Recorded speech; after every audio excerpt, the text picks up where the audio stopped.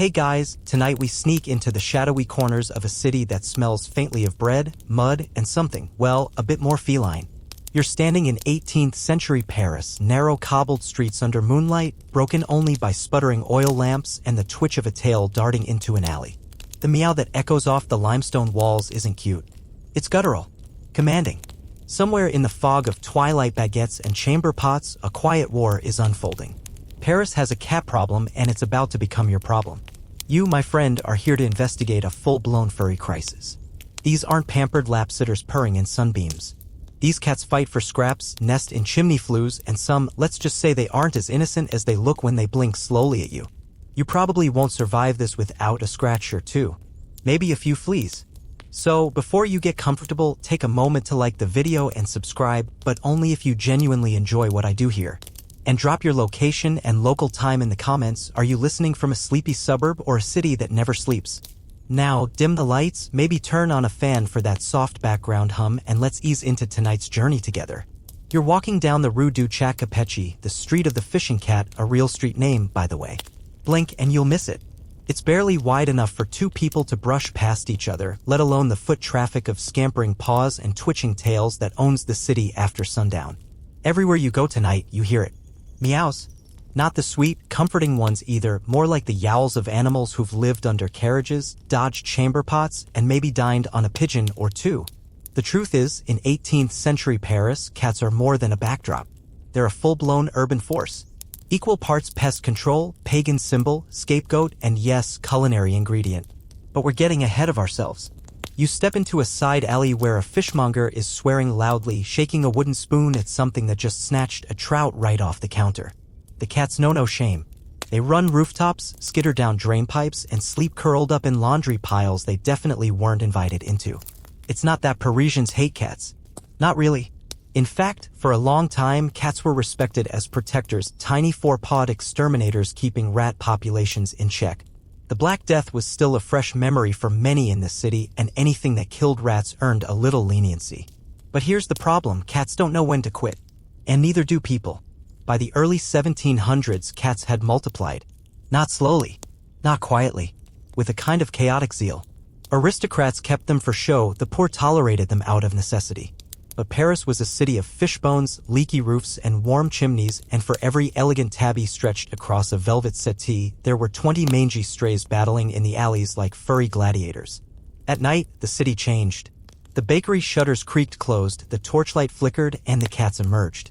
Some estimates from the time suggest there may have been one cat for every 10 Parisians.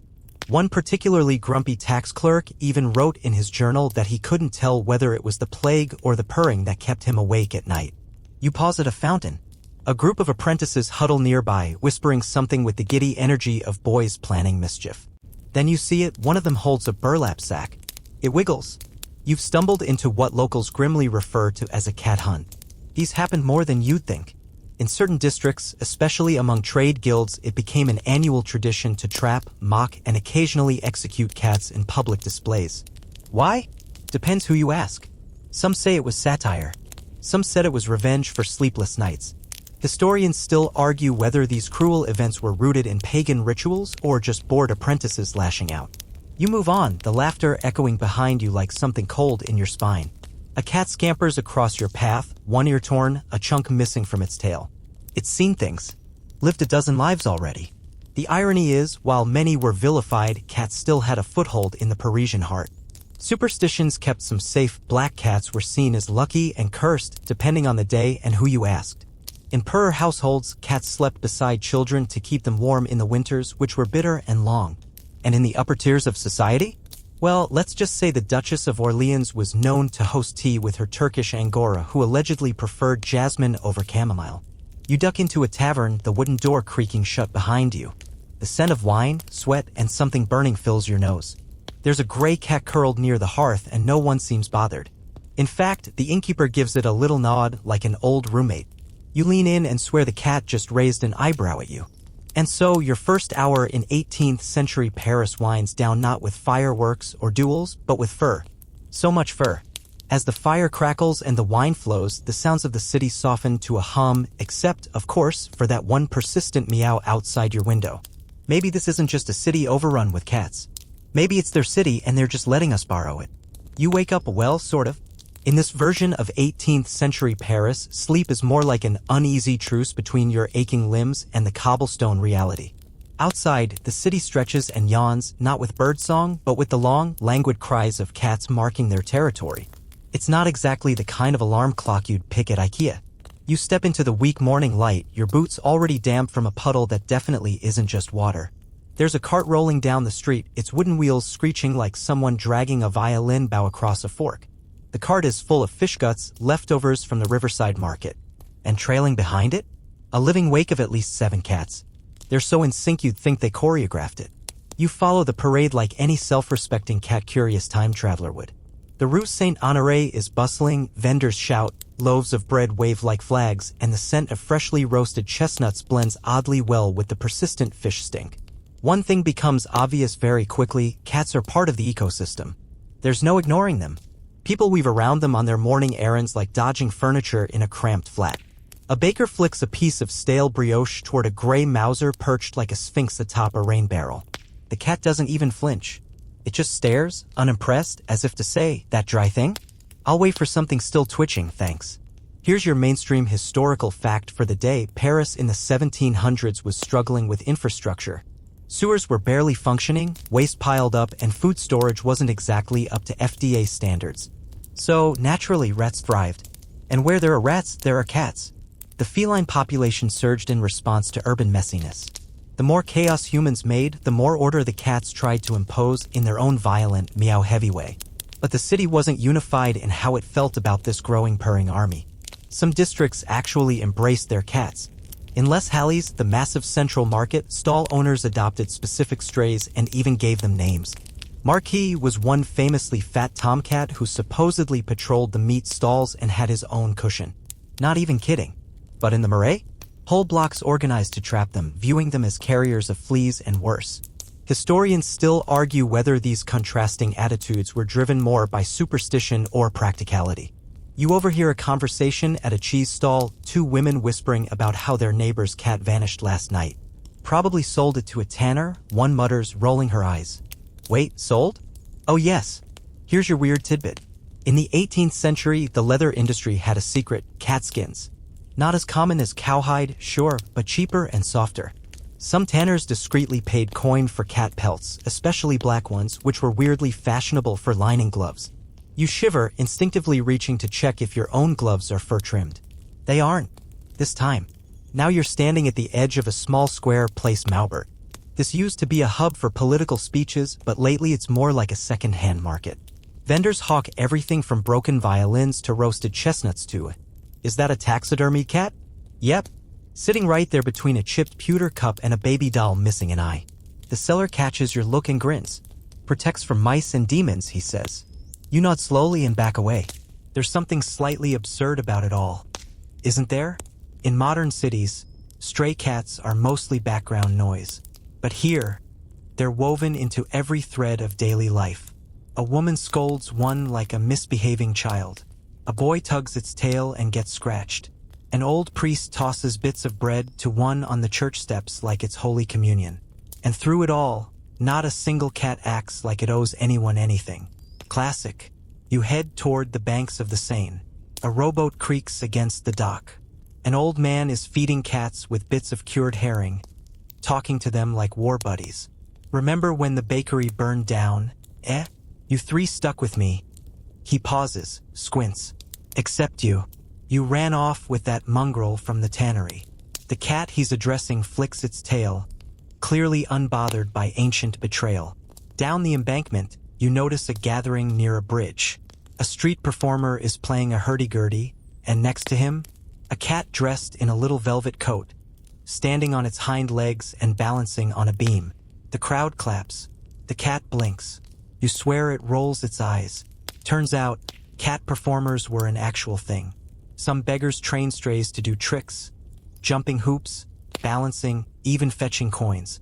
A 1783 police record complains about a nuisance of cat acts drawing too much foot traffic near Notre Dame. So basically, the cats of Paris weren't just freeloaders. Some had jobs. Not well-paid ones, mind you, but still. You loop back toward your inn. The streets are thinning out as the sun climbs higher, and most of the feline forces are retreating into the shadows. A calico disappears into a butcher's stall like a shadow being swallowed. You hear a shout, and then purring. As you climb the rickety stairs to your rented attic room, a sleek black cat is already curled on the windowsill like it owns the place. Probably does. You sigh, carefully ease onto the straw mattress, and give the cat a nod. It doesn't nod back, obviously, but hey, that's Paris. You're not the boss of anything here, especially not the cats. Later that same day, you drift back down onto the street, following a scent trail of roasted onions and stale cabbage.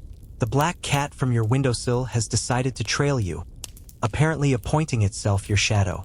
It trots along with a confident little swagger, as if you're the sidekick in its personal adventure.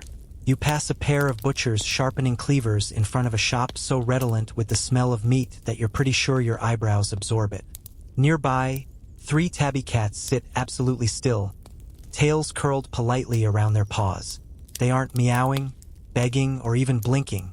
They're just waiting, watching, like they know eventually meat will fall, bones will be tossed, and they will be there, silent victors of the food chain's leftovers. Cats, by now, are more than a nuisance. They're a cultural motif. You begin noticing them carved into stone lintels, scratched into pub doors, embroidered into aprons. Some are meant as good luck. Others are warding symbols. Historians still argue whether cats were seen more as omens or protectors, especially in poorer neighborhoods, where belief often trumped scientific logic. There's a peculiar rhythm to Parisian life that you only really feel when you walk without a goal. Around mid-afternoon, the city takes on a peculiar hum. Less chaotic, more conspiratorial.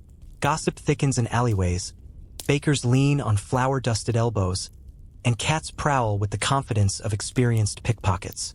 You stop by an alley near the Hotel de Ville, where a group of children are playing a game called Chats. It involves a wooden hoop, a piece of string, and an alarmingly detailed chant that ends with someone pretending to skin a cat. You laugh nervously. One kid notices and grins.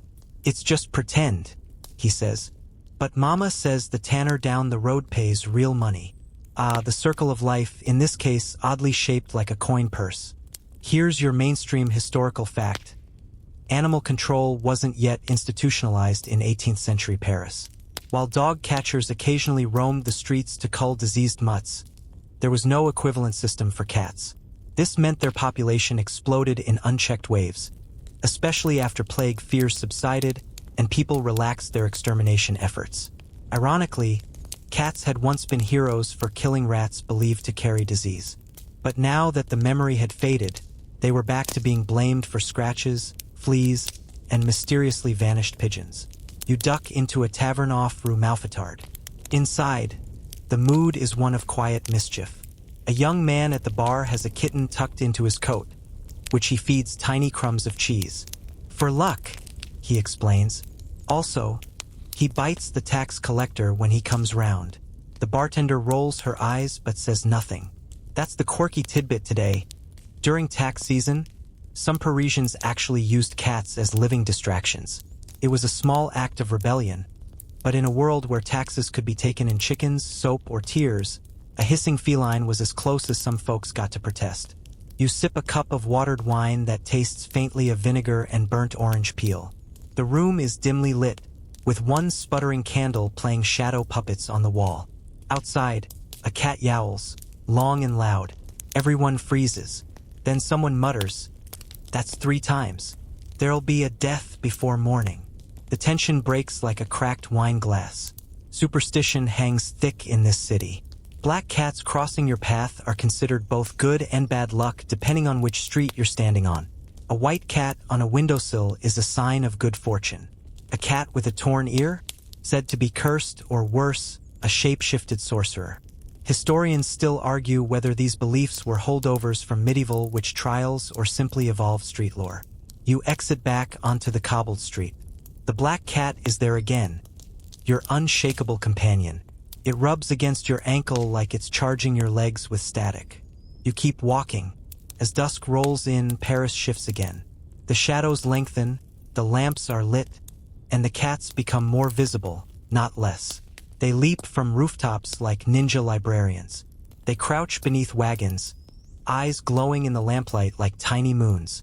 You spot one stealing a hunk of bread straight from a sleeping drunkard's chest. There's a certain magic to the way cats move here. They aren't hunted, but they're not quite protected either. Instead, they exist in a murky middle ground, free, feared, admired. Occasionally flung into a barrel of dye, true story. Some street performers tried to sell exotic, colored cats at festivals. You spot a suspiciously blue tabby later and choose not to ask. You meander toward a cluster of townhouses where voices echo through the stone walls. In one courtyard, a woman carefully sets out 3 saucers of milk on her stoop. Not for pets, just strays. "I owe them," she murmurs. "They keep the mice from chewing my prayer books." The gratitude in her voice is real. Cats, for all their drama, do their job. And that job is not just pest control, it's civic presence.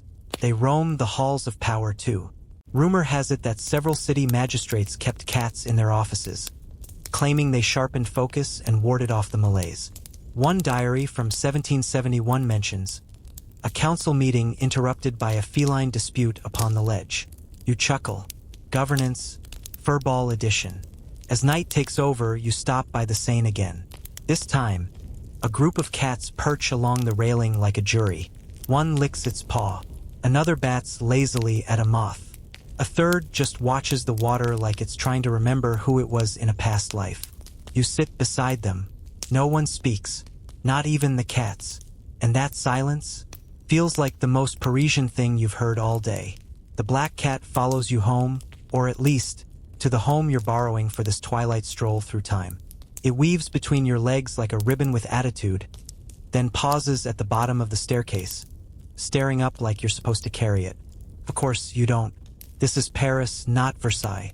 No one carries anyone. Back in your candlelit room, the cat takes up residence on a velvet cushion it clearly believes was always meant for it. You sit by the window again, watching the way the street folds in on itself at night. The lanterns are out. Shadows rule. And from somewhere beyond, you hear a chorus of feline mules. Not angry, not afraid, just present. It's the midnight choir of Paris, tuning up for a long, restless symphony. You drift back out before dawn, guided more by curiosity than sleep. The air is soft with mist. A few bakery ovens have already started puffing their flower-scented breath into the streets. And there, almost on cue, you see the early risers, not bakers, not farmers, but the municipal workers. And among them, a less official brigade, the stray cats of the Marais. Now here's your mainstream historical fact. In the 18th century, many neighborhoods in Paris had informal cat colonies. These weren't organized or maintained like modern trap-neuter release programs, but rather tolerated and semi-encouraged clusters of feral cats that thrived around butcher shops, bakeries, and anywhere else scraps were plenty. The Marais was particularly known for its feline density thanks to its narrow alleys and open refuse practices. But this section's oddity comes with a little bite. Some parts of Paris developed what could only be described as proto-cat patrols, groups of boys, often encouraged by local guilds who would go out in the early hours to chase, trap, or shoot cats from specific territories. It wasn't always violent. Sometimes it was just noise and brooms, but occasionally it got dramatic. There's one recorded instance of a gang who paraded a captured cat through the quartier wearing a tiny crown. Did they crown him king? Or mock him like a criminal? Historians still argue whether this was social protest or just teenage weirdness with an available victim. You're heading toward Les Halles now. The old Central Market, though, heading might be generous. It's more like you're dodging your way forward. Vegetable carts, fishmongers, and errant piglets cross your path like obstacles in an obstacle course you didn't sign up for. And then you see it, a cat leaping clean over a stall of cabbages, landing on a stack of wooden crates with a practiced bounce. It's orange, scruffy, and surprisingly smug for a creature with no known address. A vendor hurls a potato in its direction, not to hit it, just to say, "I saw that." The cat yawns and flicks its tail. Game, set, match? You ask the vendor if cats are a problem. They are until you need them, she mutters, peeling a turnip. Then there's Saints with whiskers. She says it with enough conviction that you believe her. The contrast in attitudes is striking. Some Parisians loathe the cats, the mess, the fur, the wailing at all hours. Others revere them like furry street spirits. The truth lies somewhere in between, like so much else in this city. Here's something you might not expect. Several artisans, especially those working in textiles and bookbinding, actually hired cats. Okay, not with paychecks and vacation days, but with food, shelter, and a level of tolerance bordering on worship. They keep the threads from walking, a weaver tells you, which you interpret to mean they scare away the mice who steal our materials. You stop by a print shop next. The press clunks rhythmically, almost soothingly. And nestled near the ink jars is a sleeping cat half covered in black smudges. He's ruined more orders than I can count, the printer grumbles. But he doesn't move the cat. Just keeps working around him. That's your quirky tidbit. Printers in 18th century Paris sometimes left paw prints in their books, not on purpose, but because cats would walk across drying pages. Some collectors today consider these feline blemishes marks of authenticity. Others just sigh and blame history's worst proofreaders. As the sun begins to rise higher, Paris shimmers with that golden light that makes even chipped bricks look romantic. You pass a group of washerwomen trading gossip and coos over a particularly fluffy white cat that's wandered too close to the soap bucket. It thinks it's people, one says. Just like my husband. They all laugh, and so do you. The black cat reappears, somehow already ahead of you despite your detour. It blinks slowly, then stretches with a bored elegance that only creatures with 9 lives can get away with. You lean against a post and consider the cat's strategy. Is it following you? Or are you the one being led? There's a long-standing belief in some Parisian folklore that cats can guide lost souls, or at least confused ones. They're liminal creatures, one paw in this world, one in something older, deeper. Historians still argue whether these beliefs were rooted in ancient mythology or more recent, post-plague anxieties. Either way, it makes you shiver. Just a little. Back home, you find a note tucked into your doorframe. It's from the neighbor you met briefly yesterday, the one with the dusty hat and the long nose. Careful tonight, it reads. The rooftops are theirs. You look up. The roofs? But of course. You haven't yet looked skyward. And now that you do, it's obvious. Cats. Dozens of them. Some perched, some pacing, some sleeping in precarious arrangements like furry gargoyles. One catches your gaze and holds it unblinking. You nod, unsure why. It blinks once, deliberately. Back inside, the black cat curls on your bed like it's paid rent. You stretch out beside it, wondering if you're starting to dream with your eyes open, or if Paris, at this hour, is simply dreaming with you. You wake to the soft purring of something undeniably smug on your chest. The black cat's made itself the monarch of your temporary bed, its paws draped like velvet over your ribs, tail flicking against your arm with the casual dominance of a creature that knows it has seniority, both in years and importance. You shift. It doesn't.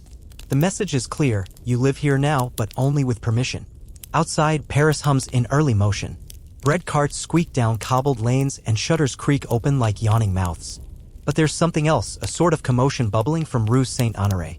Not the usual shouts of barter or clatter of delivery, but laughter. Loud, rolling laughter. That can only mean one thing, the return of the cat pranksters. In the 18th century, these weren't just idle teenagers with too much time and a lack of Xbox.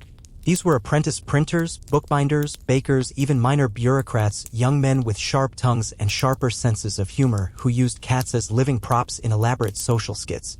One of their favorites? Mimicking court rituals with cats dressed as nobles. Yes, really. Miniature wigs were involved. Someone once sewed a robe out of leftover ribbon and declared a calico queen for the evening. Your mainstream historical fact? These cat trials weren't always innocent fun. During certain festivals, like Mardi Gras, mock trials of cats would occur in working-class quarters where a cat might be paraded, judged for crimes like stealing bread or consorting with witches, and then symbolically punished. The crowd would roar with laughter, the cat would hopefully escape, and the neighborhood had its catharsis. But historians still argue whether these rituals were harmless parody or veiled expressions of class tension. After all, what's funnier than mocking aristocracy if the aristocrat is furry and can't sue you? You wander toward the square where today's prank has gathered a decent-sized crowd. At the center is a barrel, and atop the barrel is a ginger tomcat wearing what appears to be a baby bonnet and a metal, possibly an old coin, on a string.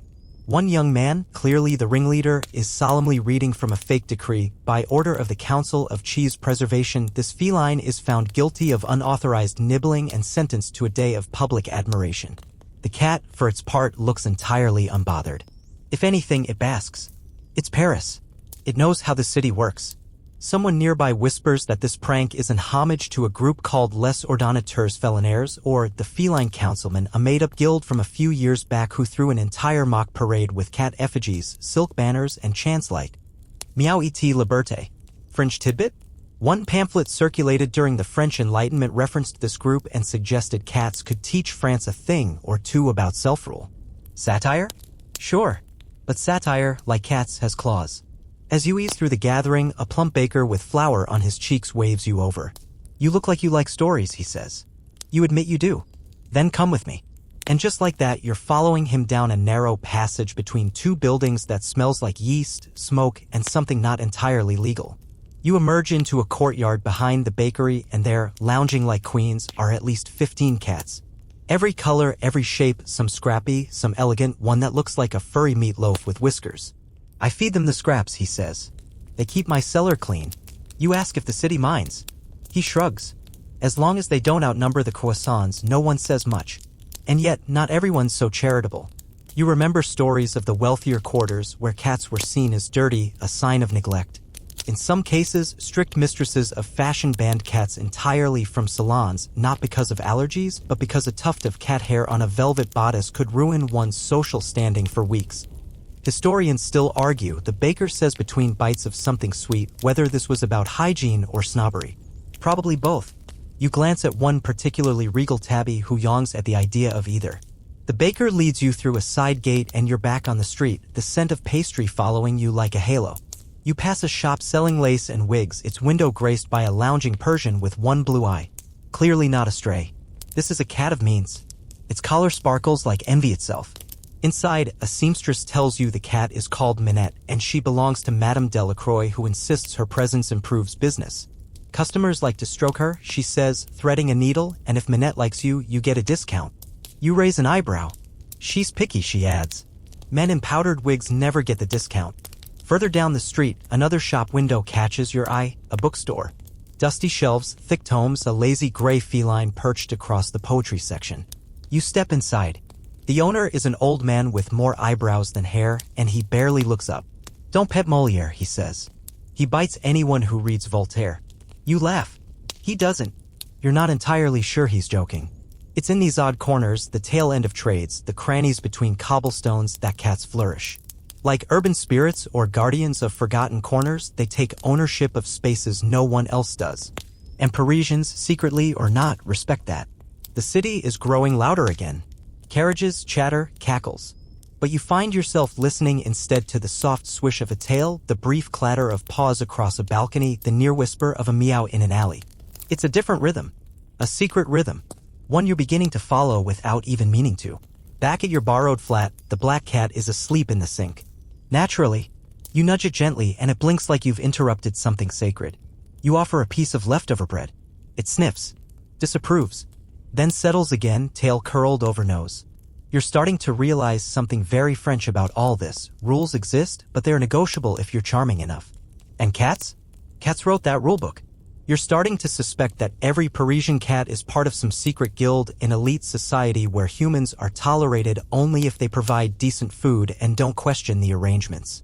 And today, your journey takes you straight into the heart of their empire, the Parisian monastery.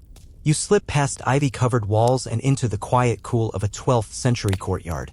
Here, where monks chant and bells chime like gentle reminders to be holier than thou, cats lounge across every sun-drenched stone like they own the place. Which arguably, they do. One long-haired Tom with a lazy eye stares you down from atop a broken pillar as if daring you to ask why he's there.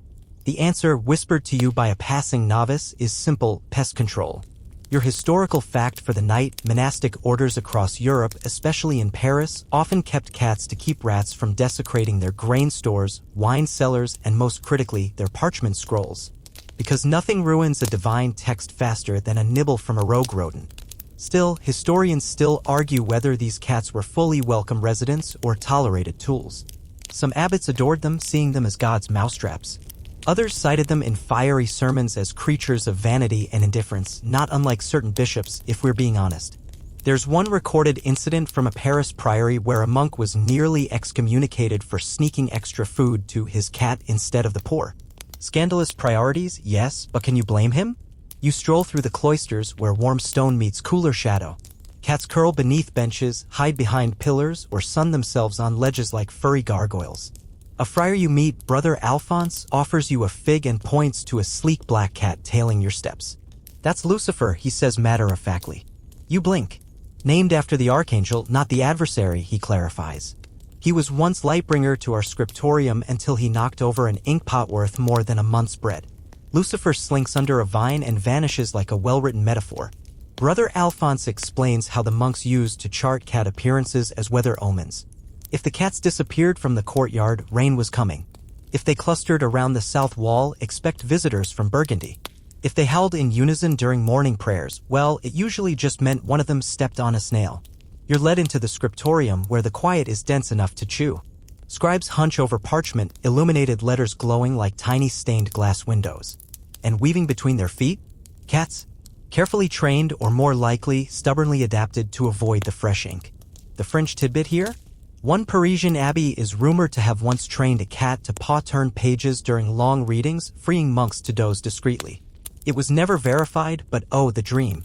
As you sit on a low bench watching one tabby attempt to nap inside an open psalter, it dawns on you that the monastery isn't so much a sanctuary for cats, it's a sanctuary because of them. They keep the vermin at bay, sure. But they also provide companionship in an environment stripped of most pleasures.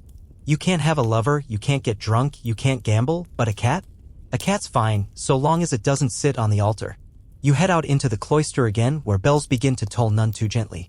Brother Alphonse excuses himself for vespers, leaving you surrounded by fur and stone and birdsong. A ginger kitten tumbles from a low wall with the grace of a drunken duchess, lands on its feet, and glares at you like you caused gravity. Across the way, you spot a carved cat tucked discreetly into the base of a saint's statue. The carving's old, probably 13th century, and the cat's eyes have been rubbed smooth by centuries of secret touches. The friar had told you earlier, petting Saint Bastian's cat is for good luck, but only if you don't let him see you do it, which is very on brand for both saints and cats. Later, in the small garden where monks grow lavender, sage, and something suspiciously like mint, you watch two cats argue over a patch of sun. No claws, just low growls, much tail puffing, and a final surrender as one stalks off to pout behind a compost pile. You've seen this exact interaction at Parisian cafes between poets. By the time you leave, dusk is softening the sky, and you're shadowed by at least one curious feline all the way to the gates. It pauses as you exit, turns in a perfect arc of disinterest, and vanishes back inside like a ghost with a dinner appointment. Outside the monastery walls, Paris feels sharper again, louder, faster, more demanding. But you carry the calm with you like you've just shared a secret with the city. Maybe you have. Maybe every cat in Paris is part of a sacred network, eyes, ears, and very judgmental whiskers silently preserving something older than stone. You find a quiet fountain in a square off Rue de Bars. It's dim now, and gaslights flicker to life like sleepy fireflies. A gray cat sits on the fountain's edge, licking its paw with slow, exaggerated boredom. You join it, not licking your paw relaxed, but simply sitting, listening to the burble of water, the occasional carriage wheel, the distant bells from the monastery fading into nothing. A local child skips by and drops a crust of bread beside the cat. It doesn't even blink. The bread sits uneaten. Classic. And there you are, a visitor to 18th century Paris, slowly being absorbed into a world that doesn't quite belong to humans. A world with soft paws, sharper senses, and a patient awareness that eventually everything comes to the cat. Especially if you're holding cheese. Morning fog lingers like stale perfume in the twisting alleys of Paris, clinging to cobblestones and creeping beneath carriage wheels. You're up early, too early by Parisian standards, because today you're following the fishmongers. And more importantly, the cats who follow them. You make your way toward Les Halles, the ancient, heaving belly of the city's food trade. Even now, before sunrise, the air is thick with salt and sea stink. Baskets overflow with eels writhing like sentient spaghetti, carp with eyes like marbles, and unfortunate shellfish trying to make a break for it. And trailing in the shadows? Felines. Dozens of them. Some sleek, some scrawny, all with the same hopeful gleam in their eyes. Breakfast is coming. The fishwives, stout women with strong arms and stronger opinions, mostly ignore them. One even flicks a sardine tail toward a particularly bold tabby who snatches it midair with casual elegance. This is your mainstream historical fact for the day. The fish markets of Paris were central not just to commerce, but to the semi-domestication of the urban cat. They hung around in large numbers, drawn by the feast. And whether tolerated or chased away with a broom depended entirely on the fishmonger's mood and how many scales ended up in her boots that week. Some historians still argue whether this feline-fishmonger relationship was symbiotic or just mutual stubbornness. After all, the cats never left and neither did the fishmongers. Maybe they had an understanding. You clean up the scraps, I won't brain you with a haddock. You pause near a stall selling smoked herring, where a beefy tomcat with one ear missing lounges atop a barrel like some whiskered kingpin. A child walks past, clutching a small basket, and the cat reaches out with surgical precision, one claw, one slice, liberating a single sardine. The child doesn't even notice. A man behind you chuckles and mutters, "That one's called Murat.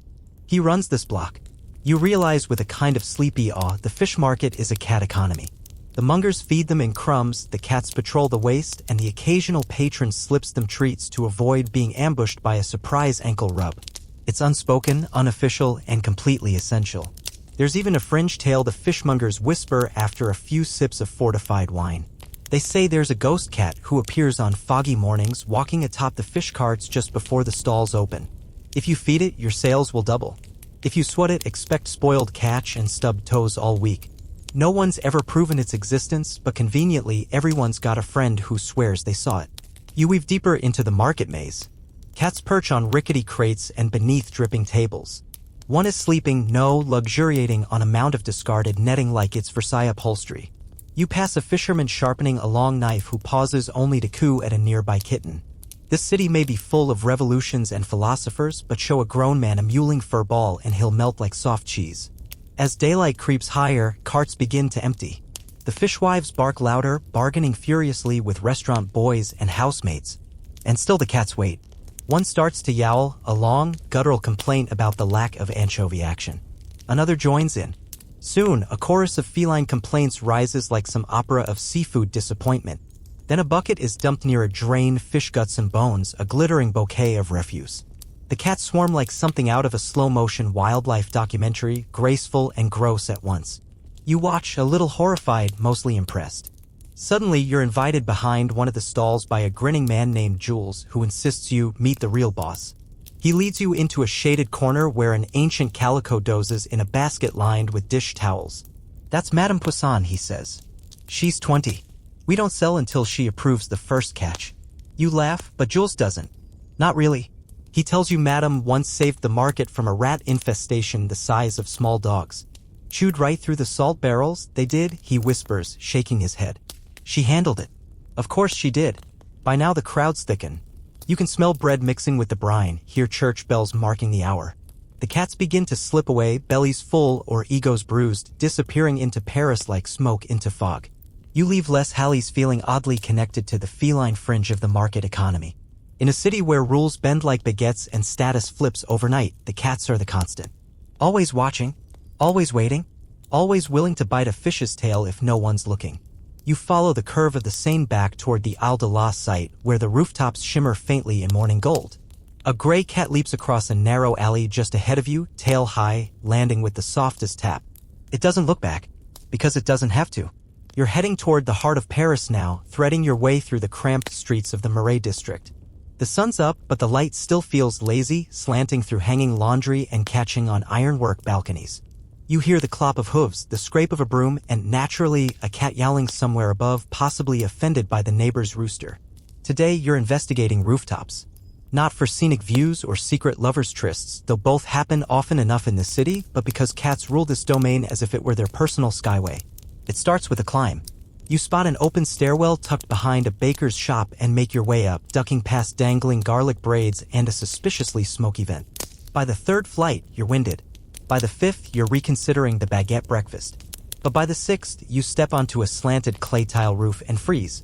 There's a cat up here, of course. A skinny black one with yellow eyes and a nose scar, surveying the city like it's a poorly run kingdom. It doesn't blink, just flicks its tail in slow judgment. Here's your mainstream historical fact. 18th century Paris rooftops weren't just architectural quirks, they were vital secondary spaces.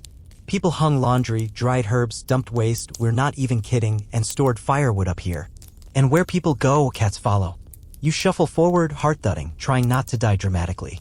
These roofs are uneven, slippery, and were definitely not designed for your boots. But the cat? It strolls like it's on a red carpet. Naturally, there's a whole feline network up here. Think of it like a courier service, but instead of messages, it's gossip, scraps, and the occasional stolen pigeon leg. Cats would move from one tenement to another across beams, chimneys, and makeshift planks, dodging laundry lines and angry humans who'd rather they not poop on their soap racks. Some historians still argue whether the rooftop cats were part of loose human households or completely wild colonies. Many believe they existed in a liminal space, invited when convenient, chased away when not.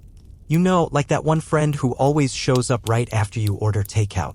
You inch along a spine of red tile and duck under a sloping eave. The smells up here are odd, a mix of chimney soot, lavender sachets, and something suspiciously feline. Probably not your business. Below, the street swirls with people. Candlemakers, florists, coachmen.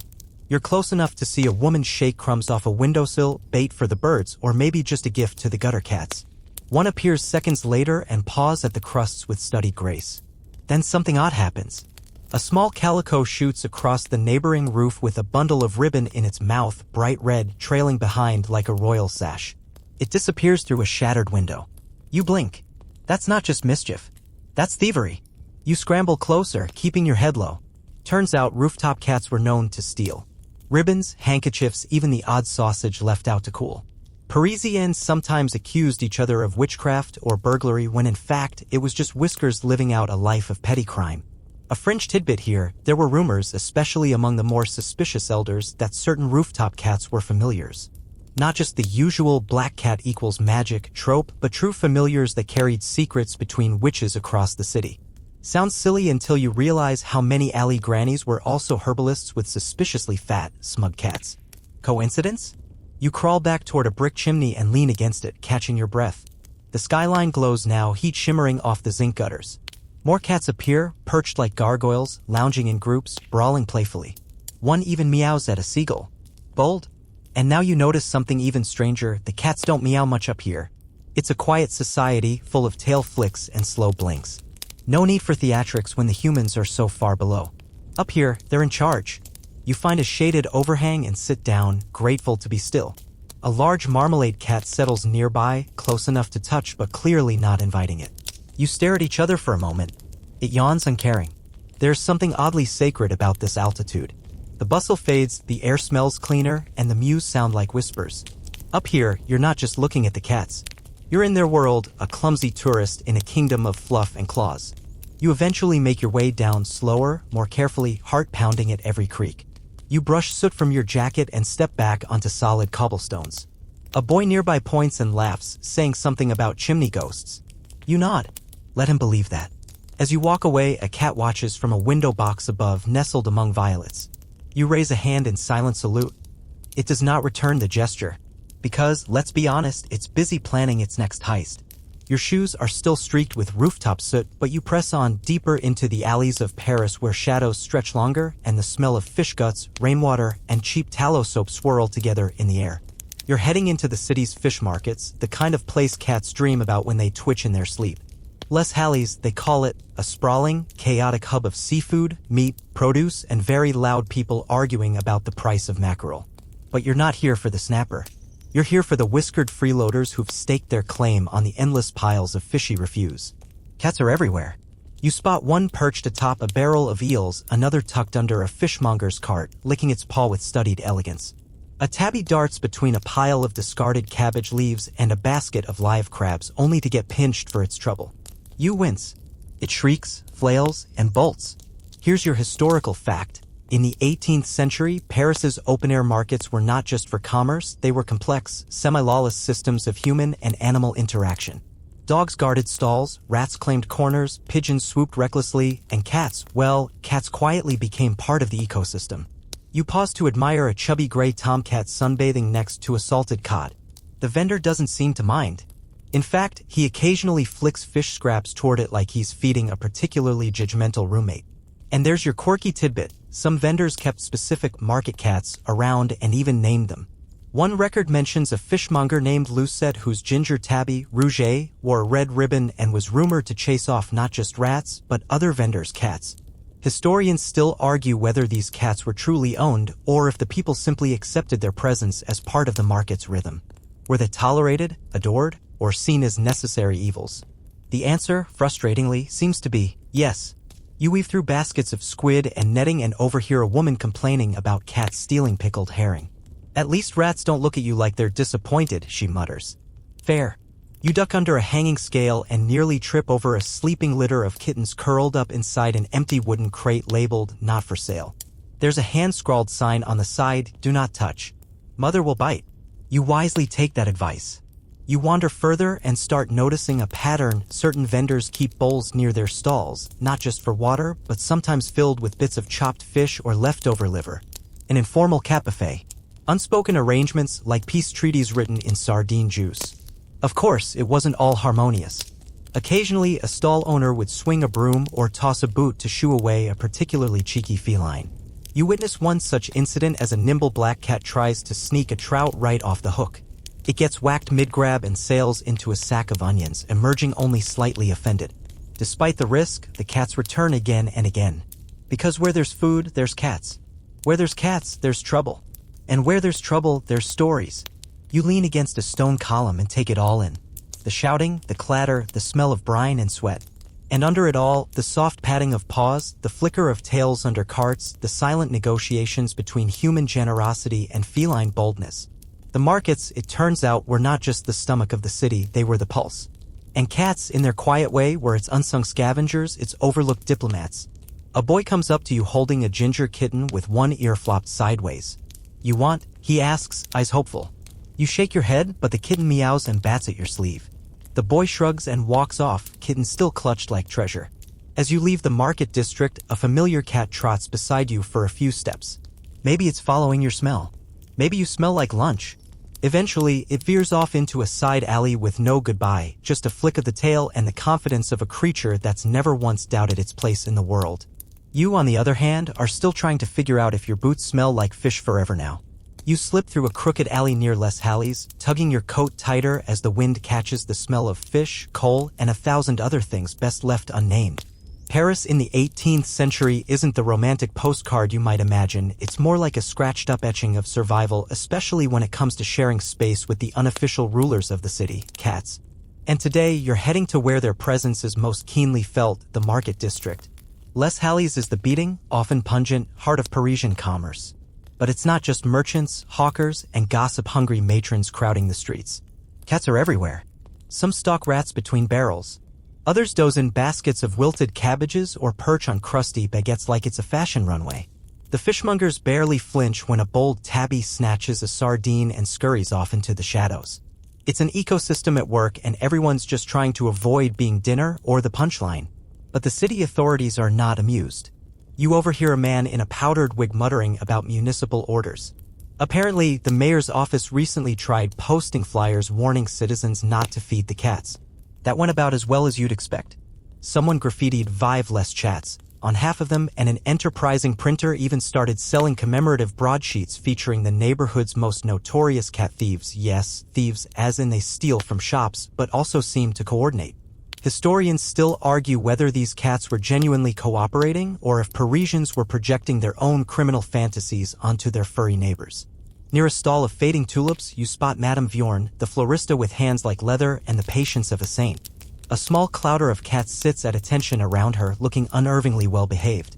"Ah, mes petits assistants," she says as you approach, tossing them a crust. "Better than the boys who used to help me. Don't talk back, don't steal money, only fish." She pauses. "Mostly."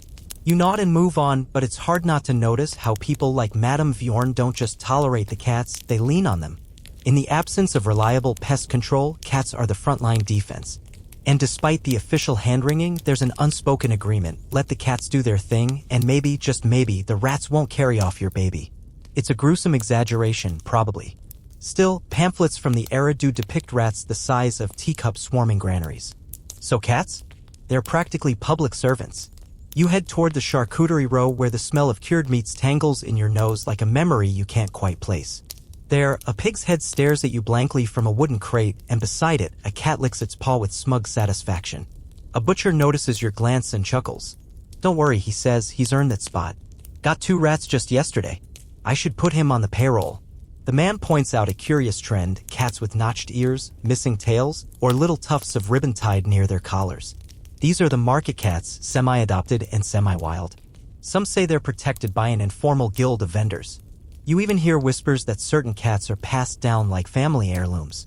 This one, a grocer says, scratching a bony orange feline behind the ears his great-grandmother used to patrol the stall, had a scar over her eye and a hate for pickpockets.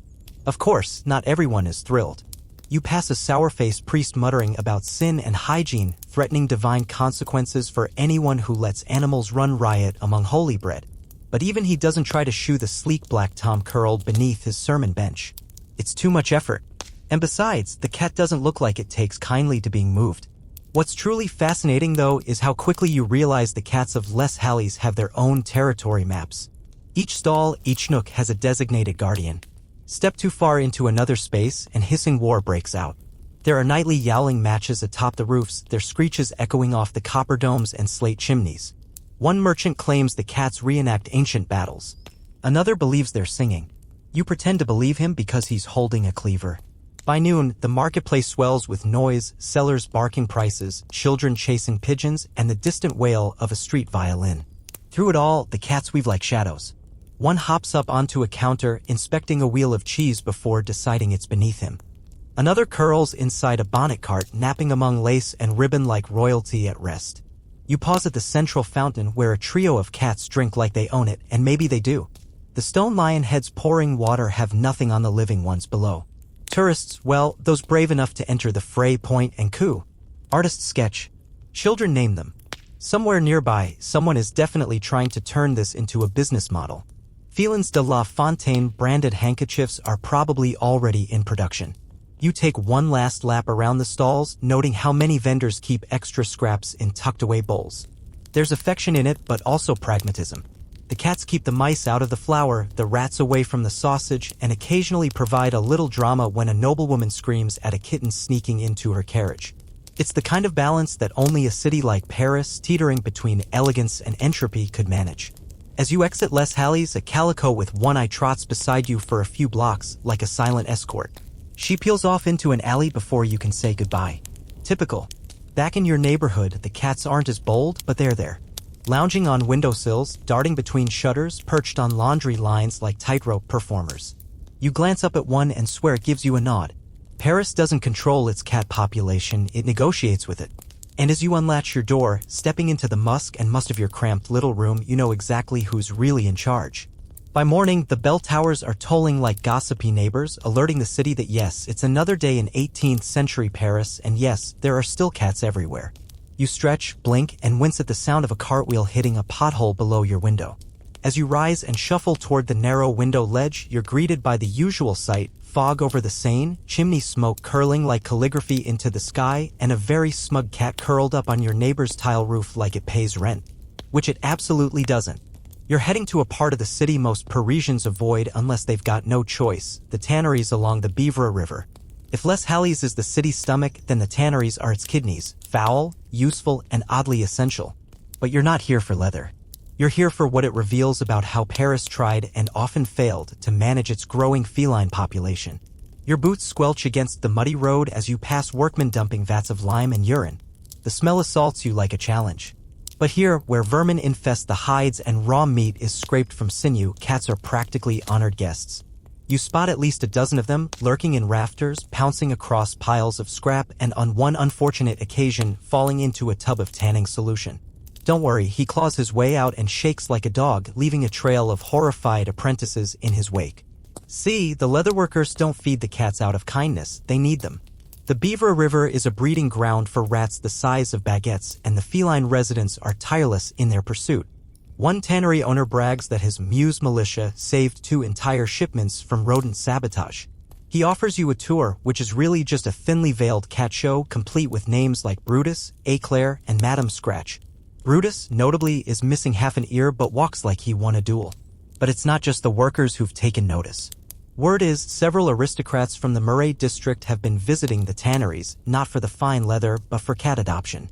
Apparently, there's a growing trend among the upper crust, owning artisan cats, ones who've been reared in the gritty, pest-ridden crucible of the city's working class. It's part fashion statement, part novelty, and part thinly disguised attempt to look charitable. Historians still argue whether these adoptions helped legitimize cat care in Paris or whether it just turned feral cats into yet another upper-class accessory like pocket watches or powdered wigs that could double as pigeon nests. You trail one particularly lean cat through a ruined garden patch and into a side alley. Here, something unexpected happens. A low, deliberate meow echoes, then another, higher-pitched reply. The cat pauses. So do you.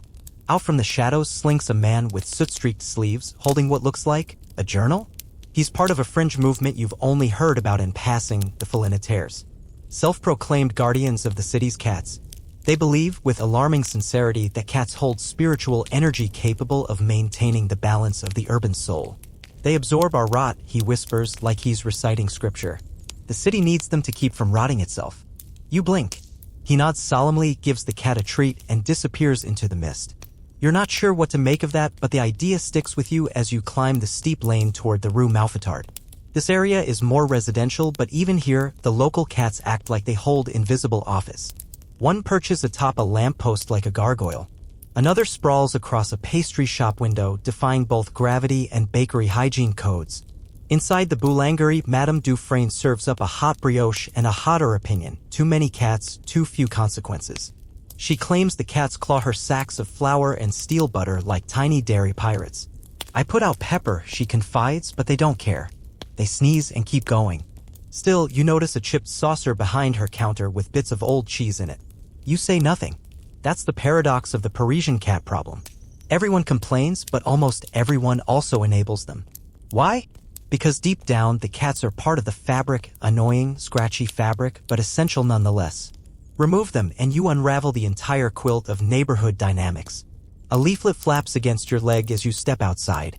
You peel it from the cobblestones. It's another municipal decree. This one calls for stricter enforcement of animal regulations.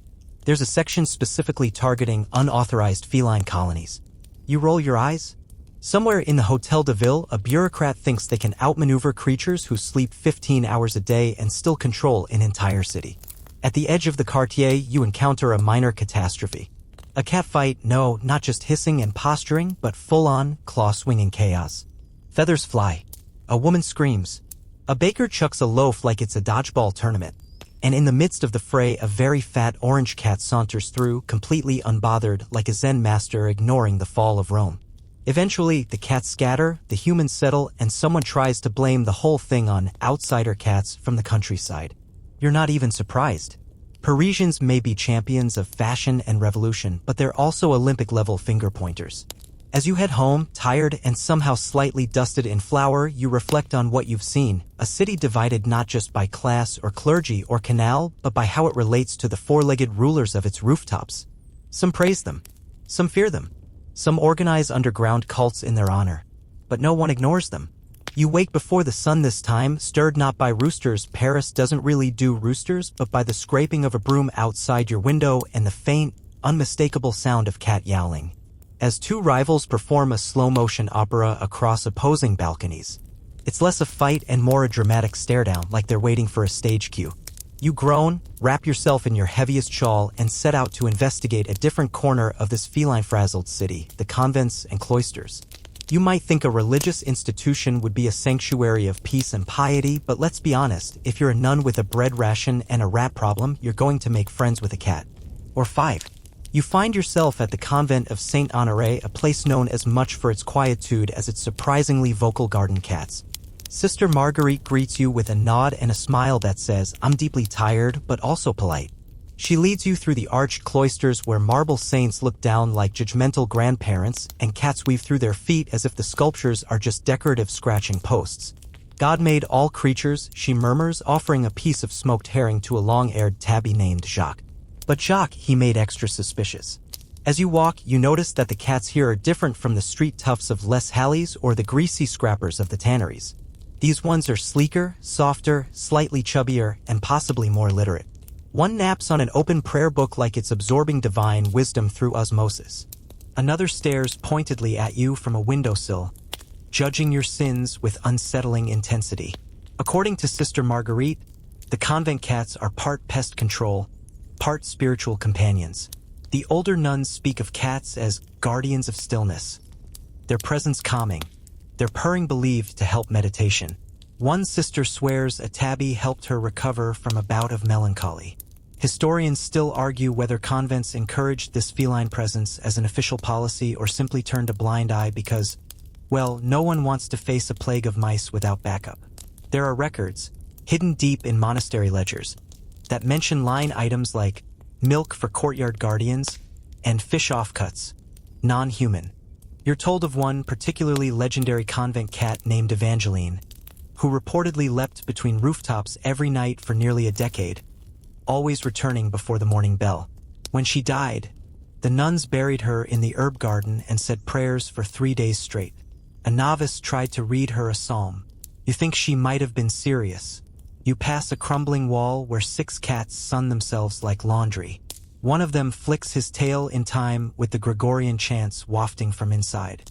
Coincidence? Maybe. But your brain is starting to slide into that Parisian space where logic and myth are constantly in a flirtatious standoff. The convent's cats, it turns out, have their own hierarchy. Sister Marguerite points out a white queen with torn ears who rules the garden paths.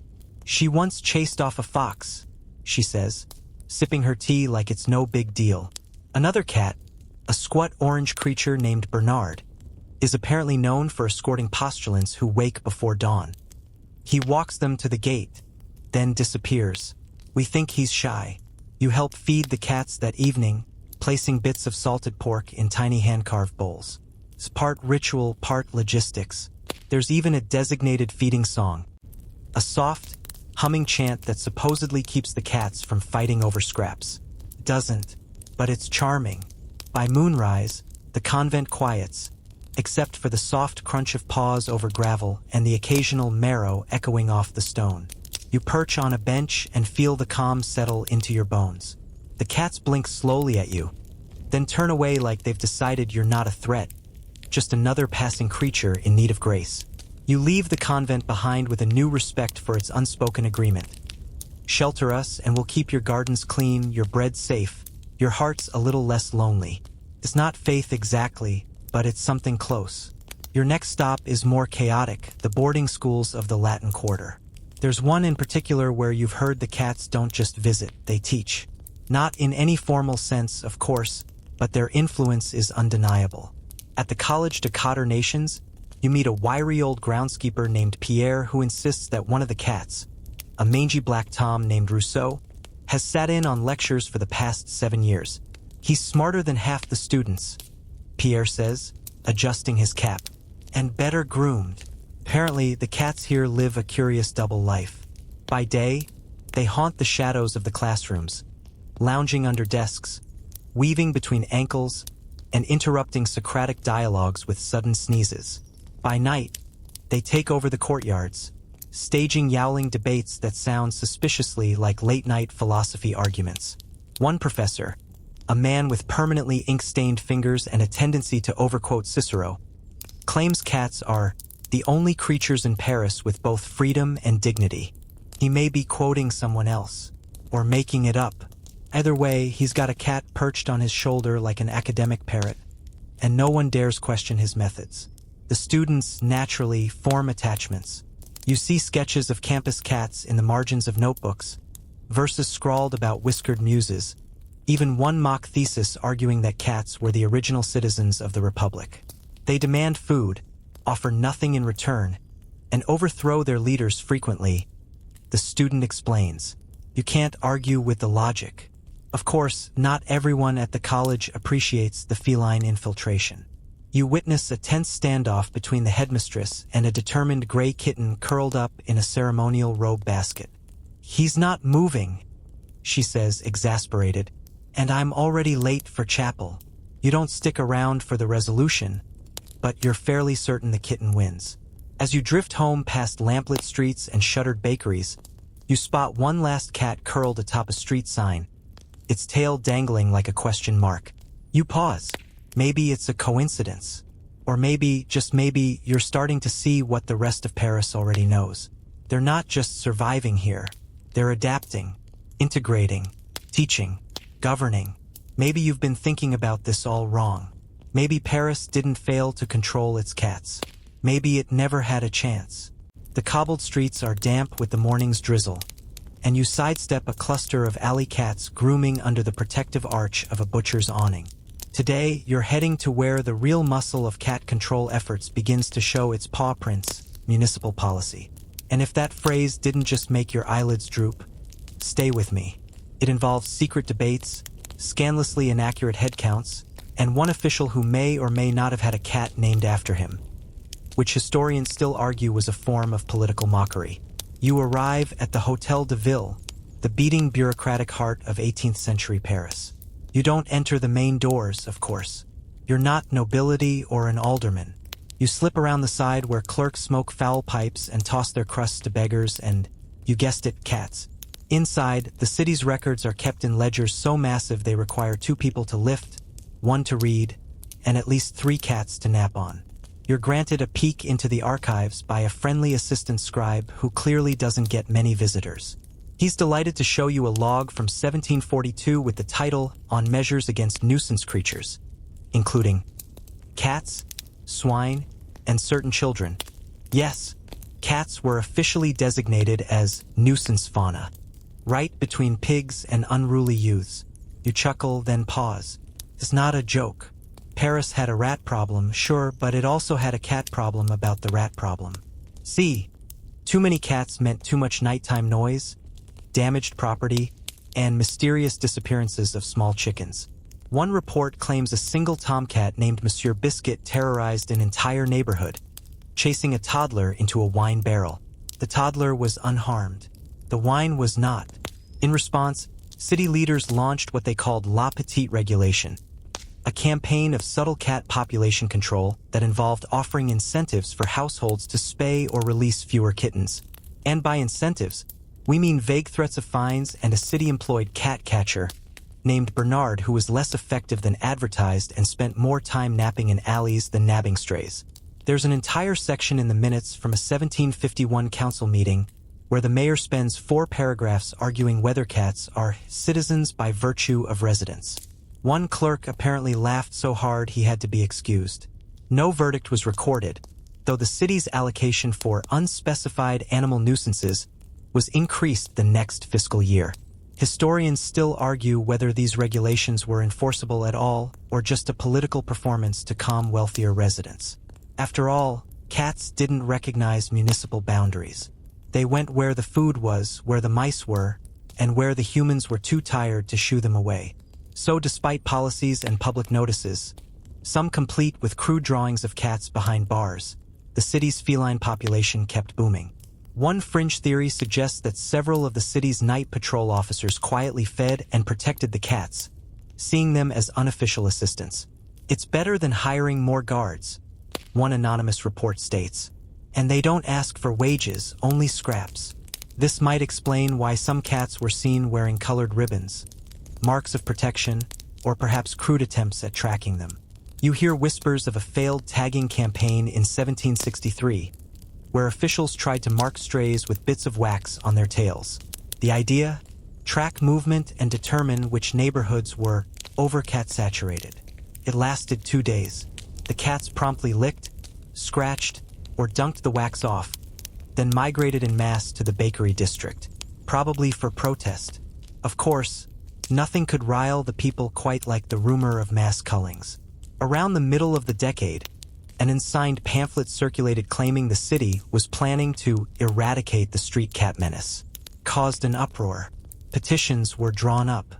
Protesters gathered outside the Hôtel de Ville, accompanied by, naturally, cats perched on their shoulders and tucked into baskets. One man claimed his tabby recited psalms. You don't press him on this. The city backpedaled so quickly they nearly dislocated an administrative hip.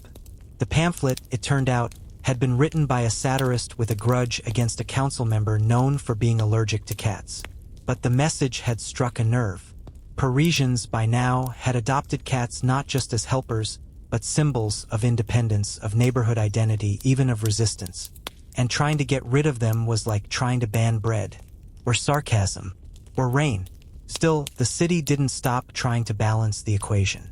Some areas were granted official cat feeding stations, makeshift wooden boxes stocked by grocers with surplus scraps. The idea was to control where cats congregated. Did it work?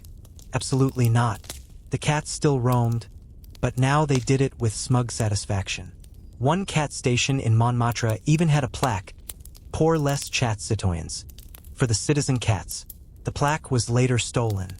By whom? No one knows. Possibly a person. Possibly a particularly literate cat.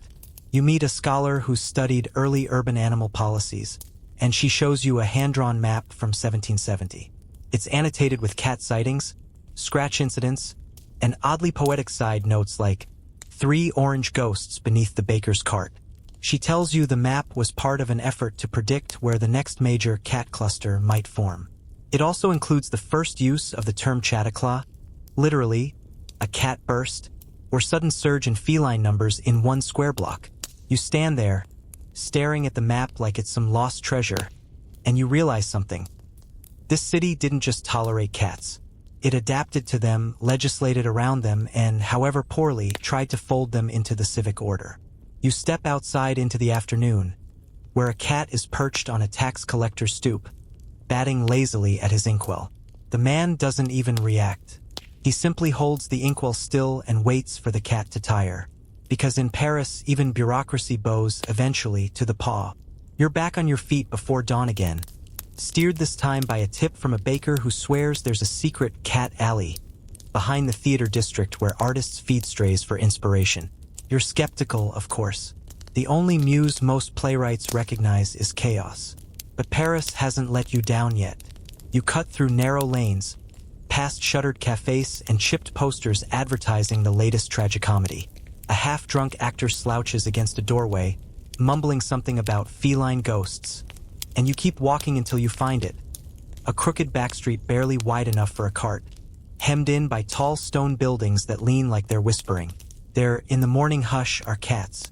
Dozens of them, strewn like ink blots across windowsills, coiled in door frames, lounging on forgotten props. And not just any cats. These ones are dramatic. A white one sprawls with one paw outstretched like Hamlet's final pose. Another, jet black with a single white toe, perches atop a broken violin case as though waiting for a spotlight. This is, you realize, theater cat territory. You crouch low and let one approach. He gives you the once-over, then headbutts your knee like a tiny, judgmental critic. You've been accepted. The Theatre du Marais looms at the alley's end, a former monastery-turned-playhouse that now hosts everything from satirical operas to political farces. Its troupe is infamous for rewriting scenes mid-performance if they feel the crowd is restless. And the cats? They're part of the act.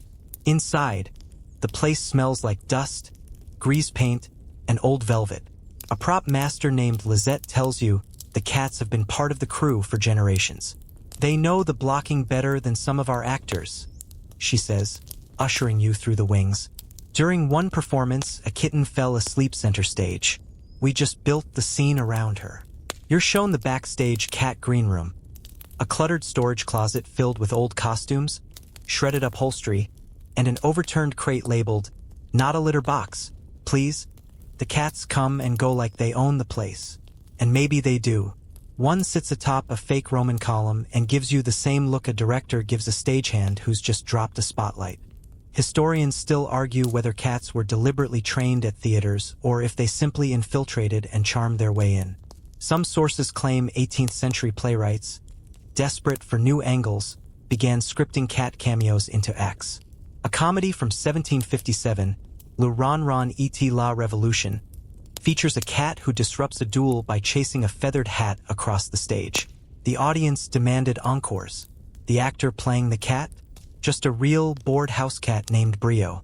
Lizette insists some performers believe cats are omens. If this one, she points to a gray blur named Voltaire, watches from the balcony, it means we'll sell out the night.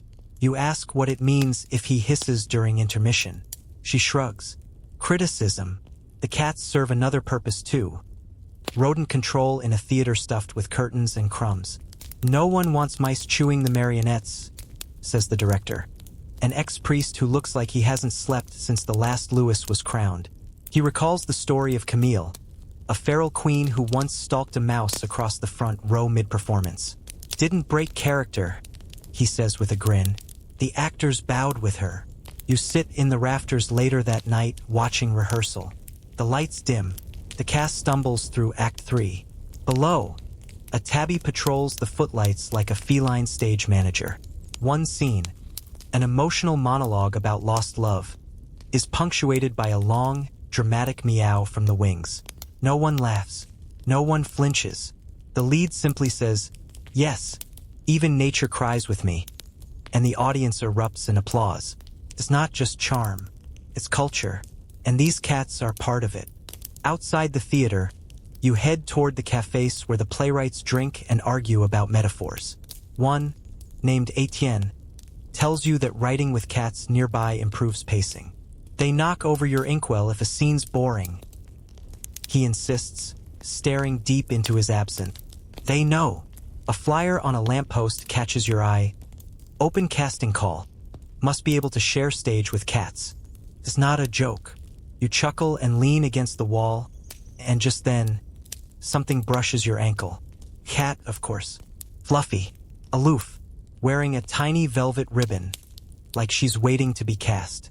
You keep walking, past taverns where poets scribble odes to paws and claws, past music halls where cats nap in the orchestra pit and purr louder than the cello. And as you move through the fog of pipe smoke and coffee steam, you realize that in Paris, even the arts surrendered to the cats. Not begrudgingly, but with a bow and a standing ovation. The next morning, you pass through Montparnasse, where someone's painted graffiti on a crumbling wall. L'art est un chat errant. Art is a stray cat. You pause. Maybe it's true. And maybe Paris, in all its noise and brilliance, has always known it. You're starting to notice the scratching. Not in a spooky, attic creature kind of way, no horror jump scare music needed. More like the constant background rustle of tiny claws on wood. Like Paris is crawling with cats you don't see until they're suddenly there. And tonight, they lead you to the Seine. You follow the embankments eastward, past moss-slick steps and iron lampposts still warm from the afternoon sun. The river's unusually low. Someone's cursed the moon again, probably, and you notice a trail of paw prints in the silt. You follow them without thinking, like some fairy tale breadcrumb trail, and end up beside a collection of battered wooden barges. Laundry flaps like flags. A kettle whistles from below deck. Welcome to the barge cat's domain. Here live the riverfolk. Traders, artists, misfits. People who prefer water beneath them and stars above. Their cats are the same. Hardy, independent, slightly damp. A woman with silver hair and river tattoos. Her name's Bridget. Tells you cats are sacred on the Seine. They keep the barge balanced, she says with a wink. You ask if she means emotionally or literally. She just shrugs. One old fisherman swears that cats can sense when the tide's about to shift. Better than any priest. He claims his ginger Tom, Louis Quatorze, saved him from capsizing during a windstorm by staring intently at the west bank. The cat knew, he mutters, shaking his head. The cat knew. Historians still argue whether cats were ever officially registered as part of Paris's maritime workforce. One ledger from 1771 lists 10 Mauser stipends under a boat's expenses, but it might just be creative bookkeeping, or tax fraud, or both, but it's clear they had a job. River traffic meant rats, and rats meant trouble, not just for cargo, but for food stores, wiring, even structural integrity. A few well-placed cats kept things civil. And unlike human workers, they didn't unionize. You hop aboard a barge where several cats are stretched across the deck like sun-drunk nobles. One is curled around a life buoy.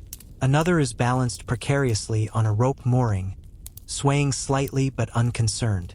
Their fur smells like fish oil and wood smoke. Bridget tells you about a legend passed down through boat families. A ghost cat named Minette Blanche who appears only in fog. She'll lead lost boats home if she likes your singing, she explains. But if she doesn't, well, just don't be off-key. You ask if she's seen her. She smiles. Only heard the purring. Cats feature in countless stories down here. One barge has a shrine, candles, portraits, and a single well-loved toy mouse. In memory of Captain Whiskerbeard, a cat who allegedly barked like a dog and once bit a customs officer. You're not sure if any of it's true, but the respect in the stories is very real. Even on dry land, the riverside buildings near the docks reflect the cat culture. Tiny door flaps, window ledges with miniature hammocks, handwritten notes on doors like, "Please return Pierre if he follows you. He's nosy but harmless."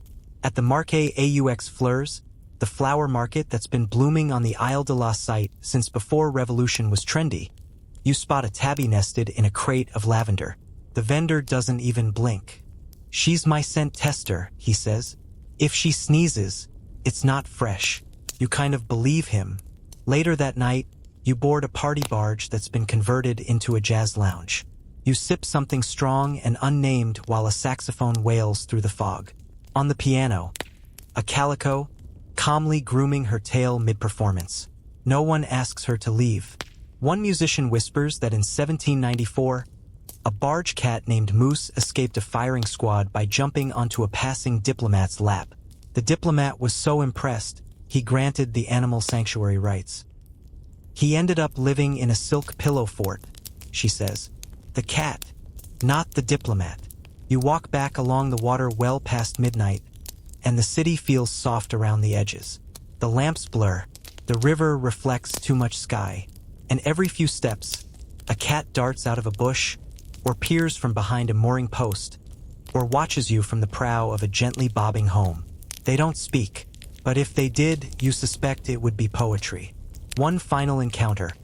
A young boy sleeping on the deck of his parents' barge, a book across his chest and a striped kitten tucked under his arm. You pause for a moment, watch them breathing in sync. The cat's ear twitches, but it doesn't wake. The moment feels stitched into the night. You realize that these cats aren't just part of the river's culture. They are the culture. Living punctuation marks to the stories that flow here. Soaked in myth, practical in use, treasured even in their aloofness. Back on the cobbled bank, you trace a path past shutters just beginning to rattle with early wind. A fisherman lights a lantern and waves you goodnight. The river hums. The cats settle. And above it all, Paris keeps dreaming.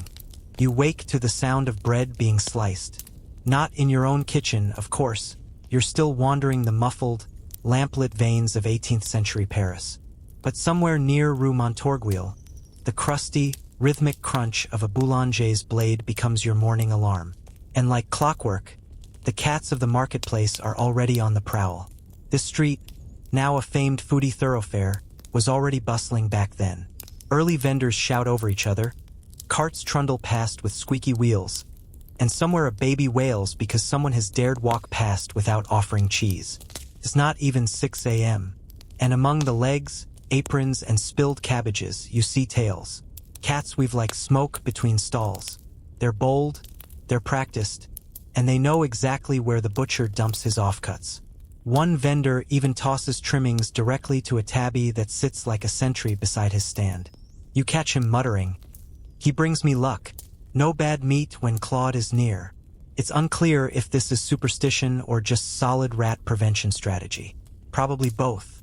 In fact, merchant cats were so common in Paris that some stalls unofficially rented them, not in a sinister underground cat peddling way, but more like mutual agreements, food and affection in exchange for pest control. Historians still argue whether certain market guilds kept rosters of which cats belonged where. Some claim evidence from stained ledgers that show paw prints next to initials. Others say it's coincidence. You want to believe it's organized chaos. And then you meet Gerard. He's a portly tuxedo cat who walks with the confidence of someone who knows the price of everything and will accept exactly zero nonsense. A little girl points him out and says, "He chose this spot last winter. Hasn't missed a day since." Sure enough, Gerard has a cushion behind the cheese stall and receives slices of Gruyere like offerings to a feline deity. One particularly odd tidbit. There were rumors that certain fishmongers trained their cats to yowl at competitors. Imagine trying to outsell someone with a yapping cat interrupting every pitch. You'd snap, probably. Historians haven't confirmed if this was widespread, but pamphlets from the era mock the noisy fish alley, suggesting some truth. You sit on a barrel beside a baker who's brushing flour off his sleeves. "They've always been here," he says. nodding to a trio of kittens wrestling near a puddle. Sometimes I think they're the only ones who really know what's going on in this city. And in a way, he's not wrong. The cats know where food moves, where people linger, where warmth seeps from brick ovens in winter. They map the rhythm of the market better than any human. You pass a flower stall where a white cat is gently batting rose petals from a bouquet. The vendor doesn't scold her. Instead, he carefully hands her a fresh one, which she accepts with the disdain of a queen. "She hates tulips," he whispers, conspiratorially. Across the way, at a spice stand, a Ginger Tom lounges across a crate of cinnamon sticks. The vendor grins. "His name is Meal, my best advertisement. People come just to see if he's still breathing." There's a curious dynamic here. You see it again and again. Cats as mascots, as helpers, as tiny gods demanding tribute in meat scraps and the occasional head pat. Some are sleek and perfumed from living near soap vendors. Others are scrappy and smoke-scented, clearly from charcoal-side alleyways. It's like they have territories, tribes, loyalties. One elderly woman sells lace from a small cart, her wares barely visible beneath sleeping kittens. "They bring customers," she explains, "and they don't ask for commission." But not everyone's thrilled. A wine seller complains that the cats tip over his displays chasing imaginary prey. "They're worse than drunk nobles," he groans. "At least the nobles pay." You wander into a quieter corner of the market and find an old notice board pinned with scraps of paper. Among the wanted ads and lost glove notes are several posters that read, "Chat Purdue, Lost Cat."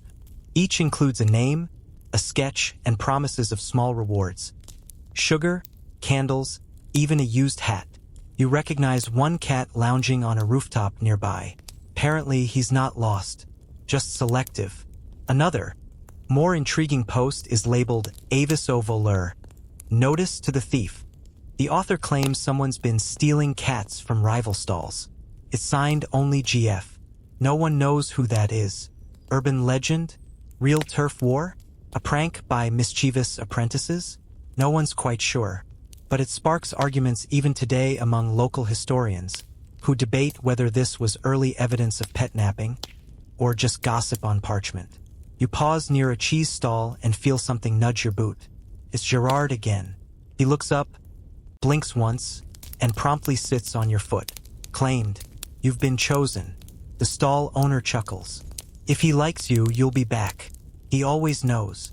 And then, just like that, Gerard hops off, tail high, as if to say, "You're dismissed." It's almost noon now. The sun is high, the street steams gently from baking bread and produce, and the cats, those agile, streetwise little legends, begin to disappear. Into alleys, into crates, into shady nap corners behind barrels and fabric rolls. The market slows, the shouting softens, even the cheese squeaks are muted. And just before you turn a corner, you spot a hand-scrawled sign in an apothecary's window. "Herbs for cats. For fleas. For dreams. For luck." You don't ask. You just nod. Paris has always been a city of texture.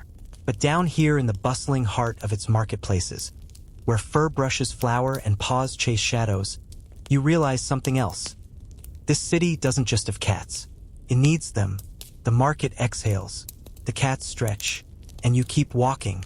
The sun is starting its slow descent, casting elongated shadows across cobbled streets that feel both infinite and absurdly narrow. You drift away from the market toward one of the more curious spots in all of 18th century Paris. Les Halles, the so-called belly of the city. And oh, this belly is groaning. It's here that the cats of Paris really turn up the drama. Les Halles is a sensory overload even by the standards of the day. There's animal blood in gutters, the heady punch of rotting vegetables, fish scales glinting like shattered glass, and somewhere, because it's Paris, a man playing a violin badly. The whole scene swells with human noise and feline hunger. If you were a cat, this is the buffet. Tonight, you're not watching vendors or customers. You're watching the cats. Their quiet little empires. Their turf wars. Their weirdly organized societies tucked beneath stalls and roof rafters. And tonight, something is different. You notice clusters of cats lining rooftops and windowsills, all facing the same direction, toward a large fish cart parked in the center of the square. It's run by a grizzled man with one eye, an impressive mustache, and a very firm sign that reads, "No feeding the cats." Naturally, this means everyone is feeding the cats. Little bits of cod, sardine scraps, tiny nibbles of smoked eel. It's a rain of snacks. And the cats? They're performing. Yes, performing. One is standing upright, balancing on a wine bottle. Another is dragging a feather toy around like it's prey. A particularly nimble black cat does a full backflip and lands squarely in a basket. The crowd cheers. You overhear someone mutter, "That's Margot's troupe." Troupe? Apparently this is a thing. Fringe history lovers and Parisian folklore fiends still debate whether there were organized cat performers in Les Halles. Some insist these cats were just exceptionally clever. Others say women like Margot, a widow who lived above a sausage stall, trained them nightly. A few claim she used nothing but hand gestures and goat milk. Historians still argue whether the tales of dancing cats were exaggeration, hallucination, or Paris being Paris. But you're watching it now, and it's real enough. Margot herself appears, a woman of about 60, with a scarf tied around her head and a basket of crusty bread under one arm. She gives a tiny whistle. The cats freeze. Then, one by one, they leap from their posts and trot over to her. She doesn't speak, just sets down the bread, pets a few heads, and disappears into a side street. The cats follow. You wonder, how does a city filled with noise and chaos give rise to this kind of feline discipline? And then you remember, cats are just small, fluffy tyrants with a flair for the theatrical. And Parisians? They respect performance art. You follow one straggler, an orange tabby limping slightly. He leads you behind a row of stalls to what looks like a crumbling stone archway. It's dark, damp, smells faintly of mushrooms and wet leather, and is definitely not open to the public. Inside is a sort of makeshift shelter, blankets, bowls, baskets, and cats, maybe 15 of them, curled into one another like some purring labyrinth. Someone's taken the time to embroider small cushions with names. Fleur, Baptiste, Napoleon. Others have nicknames inked on parchment tags, Spice Thief, Shrimp Legs, and disturbingly, Monsieur Meowsalot. There's evidence of human care here. Scraps of cooked meat, a small pile of herbs, likely flea-repelling lavender and rue. One corner even has toys, bells, stuffed cloth mice, bits of ribbon. It's not a city-run shelter. It's not church-sponsored. This is love. Quiet, behind-the-scenes, late-night soup kitchen love. You learn, over eavesdropping and hushed whispers, that small underground cat refuges like this were dotted all over Paris. Some run by nuns, others by spinsters, a few even by retired guardsmen. People who had little for themselves, yet always something for a cat. Of course, not everyone approved. You pass a crusty pamphlet nailed to a door. Par les chats. La ville tombe. The city falls by cats. It blames the feline infestation for spreading disease, ruining market goods, and inviting witches into the street. You roll your eyes. Can't we just let the cats have a moment?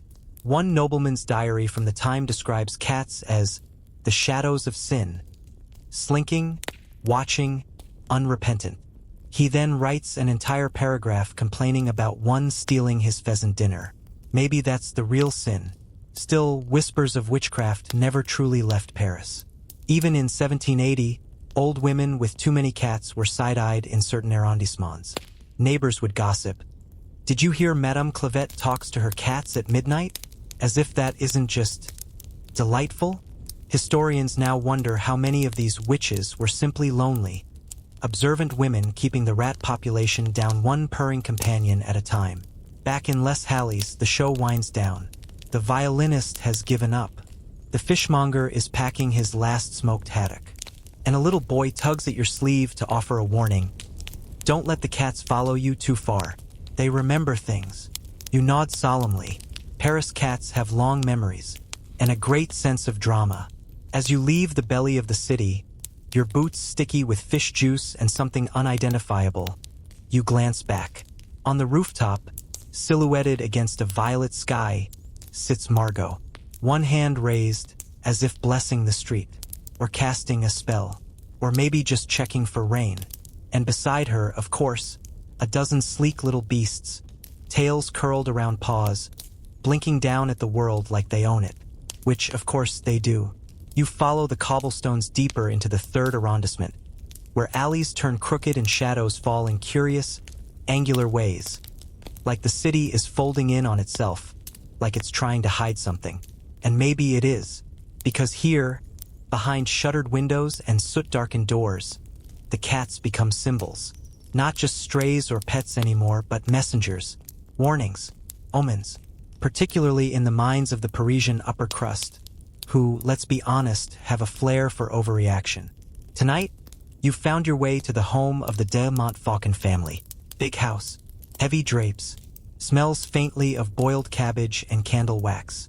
They're hosting one of their famous salons, which is less of a party and more of a competition to see who can say the most scandalous thing in the fewest syllables.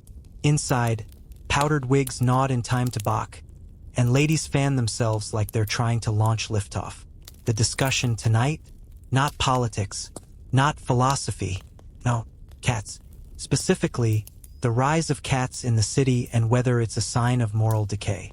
Madame Elodie, who owns exactly 0 pets and 7 corsets, claims cats are too comfortable among the poor, and hints, loudly, that the creatures are being trained to steal from upper-class kitchens.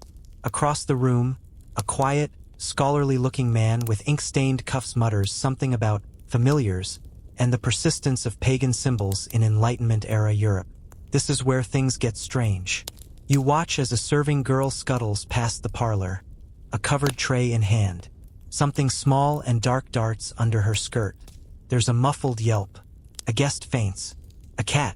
Mid-salon. The horror.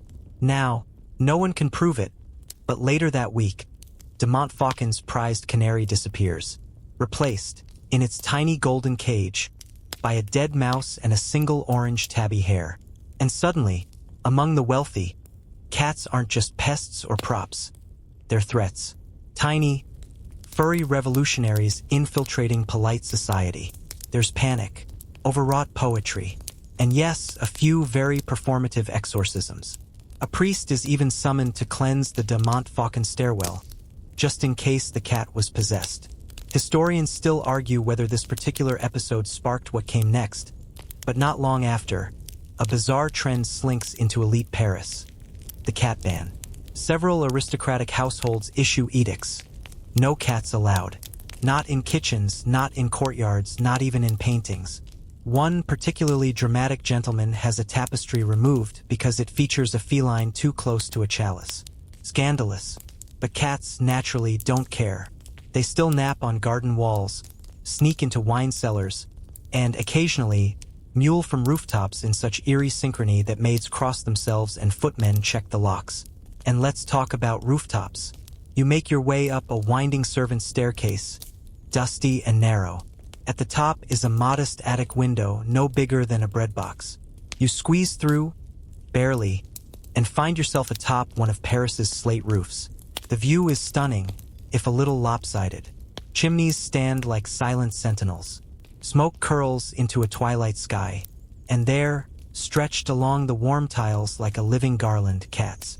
At least a dozen of them, purring, grooming, watching. There's something ancient about them here, something that doesn't belong to the powdered world below. These cats are part of the city's other rhythm, the one that doesn't care about politics or salon gossip, the one that slips between walls and under doors and keeps its own strange time. One cat, a white one with one blue eye and one green, trots over and rubs against your ankle. You freeze. Somewhere below, a woman screams. Something crashes, and the cat bolts. Coincidence? Probably. But scholars still debate the symbolism of the bicolored gaze. In folklore, a cat with 2 different colored eyes could see into both the mortal world and the spirit realm, which honestly sounds like the kind of multitasking cats would be into. Back inside, the salon is unraveling. Elodie is now insisting cats carry plague spores in their fur, and the ink-stained scholar is furiously quoting Pliny the Elder. You slip out the servant's entrance before someone suggests burning witches again. And as you step back into the night air, you hear them. Cats. Not just one or two, but a chorus.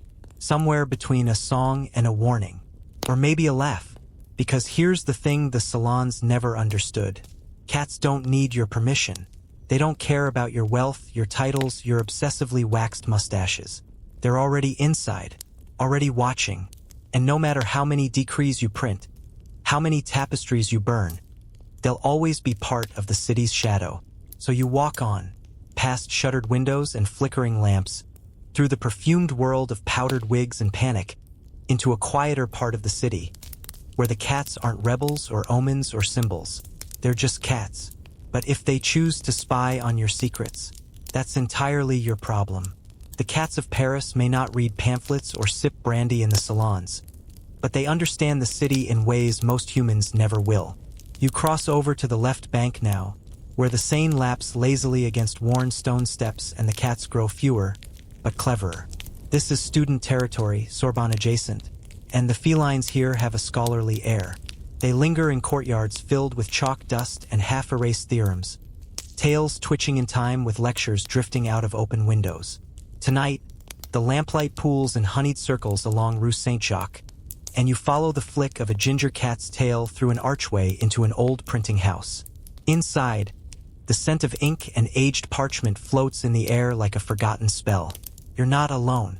There's a huddle of young men in wool waistcoats gathered around a table, whispering urgently over pamphlets still damp with fresh type. The cat hops onto the table like it owns the place, because it does. Someone tosses it a bit of salted herring, and it accepts with dignified boredom. The humans, meanwhile, are deep in discussion about enlightenment, revolution, and, oddly enough, rat control. See, the student underground has a problem. Or rather, a two-pronged logistical crisis: food storage and pamphlet protection. Both are under siege from rodents, and the cats, they believe, might be the answer. This sparks a rather heated debate. Should the cats be organized? Not tamed, per se, but partnered with? One earnest fellow in round spectacles proposes collars with little satchels for message delivery. Another wants to dye their tails with specific colors: red for radical zones, blue for neutral. There's laughter, but also scribbling. One cat flops across a manifesto in progress. No one moves her. Historians still argue whether this moment marks the first semi-serious attempt at feline courier systems in urban Europe. Probably not. But in the age of enlightenment, ideas spread fast, and weird ones faster. You lean against a stack of pamphlets, half listening as they sketch out a map of cat distribution based on cheese shop locations and available shelter.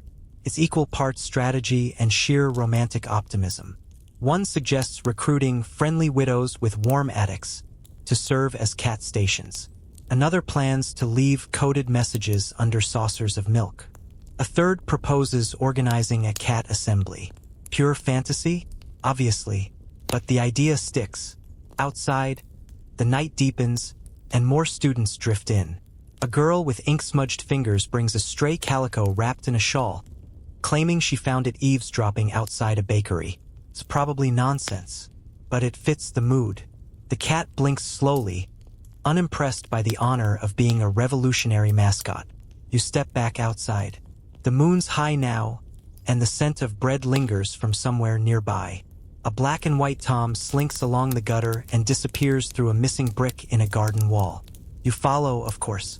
What else can you do? On the other side is one of Paris's countless secret courtyards.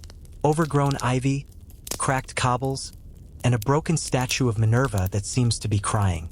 It's oddly peaceful here, like a pause in the city's endless breath. And in the center, a small cluster of bowls, all empty, save for one that holds a slice of goat cheese. A feeding station. You smile, not because it's elegant or even particularly effective, but because it's proof. Someone cares. Someone decided these creatures, unbiddable, inconvenient, and wildly independent, deserved to be fed. And not out of pity, but solidarity. A kind of quiet alliance in a city that rarely shows mercy. A small tabby emerges from under the ivy. She's missing half an ear, but her eyes are bright. You sit on the edge of the broken fountain, letting her sniff your hand. She accepts you briefly, then turns to lick her paw. You stay a moment longer, listening to the distant clatter of hoofbeats, the rustle of unseen things in the night, and the occasional high, mournful yowl echoing through the stones. Elsewhere, the student revolutionaries return to their quills and candles, still convinced they can change the world one cat at a time. And maybe they're not wrong. Cats have always walked the line between chaos and comfort, between pest control and minor deity, between being utterly useless and strangely essential.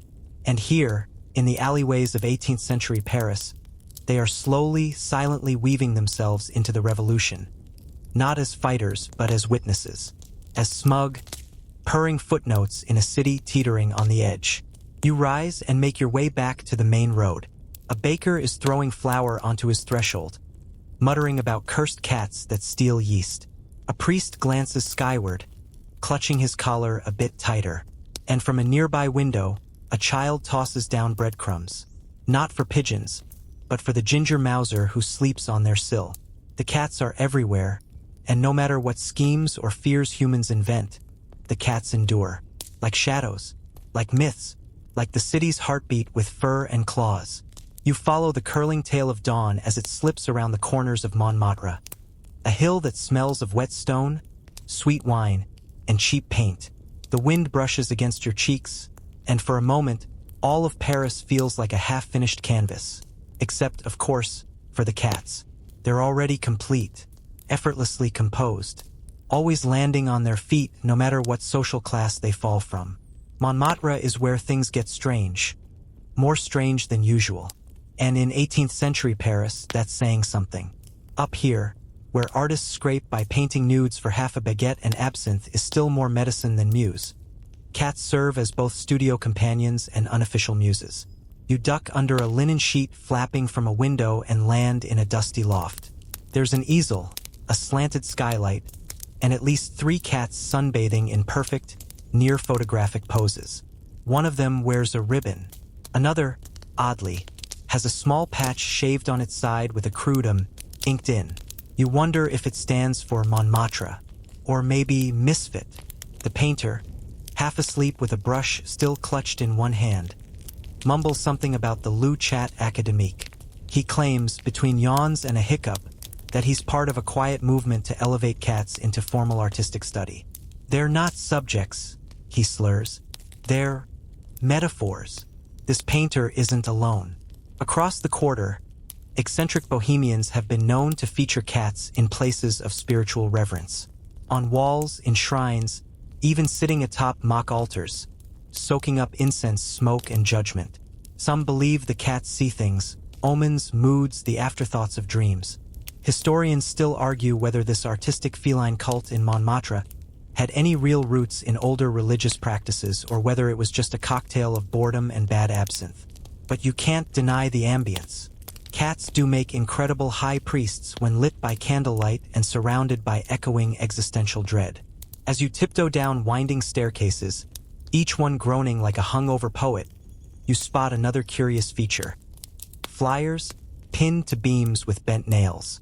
They read, Cabaret du Chat Noir, and always feature the same slinky black cat with yellow eyes.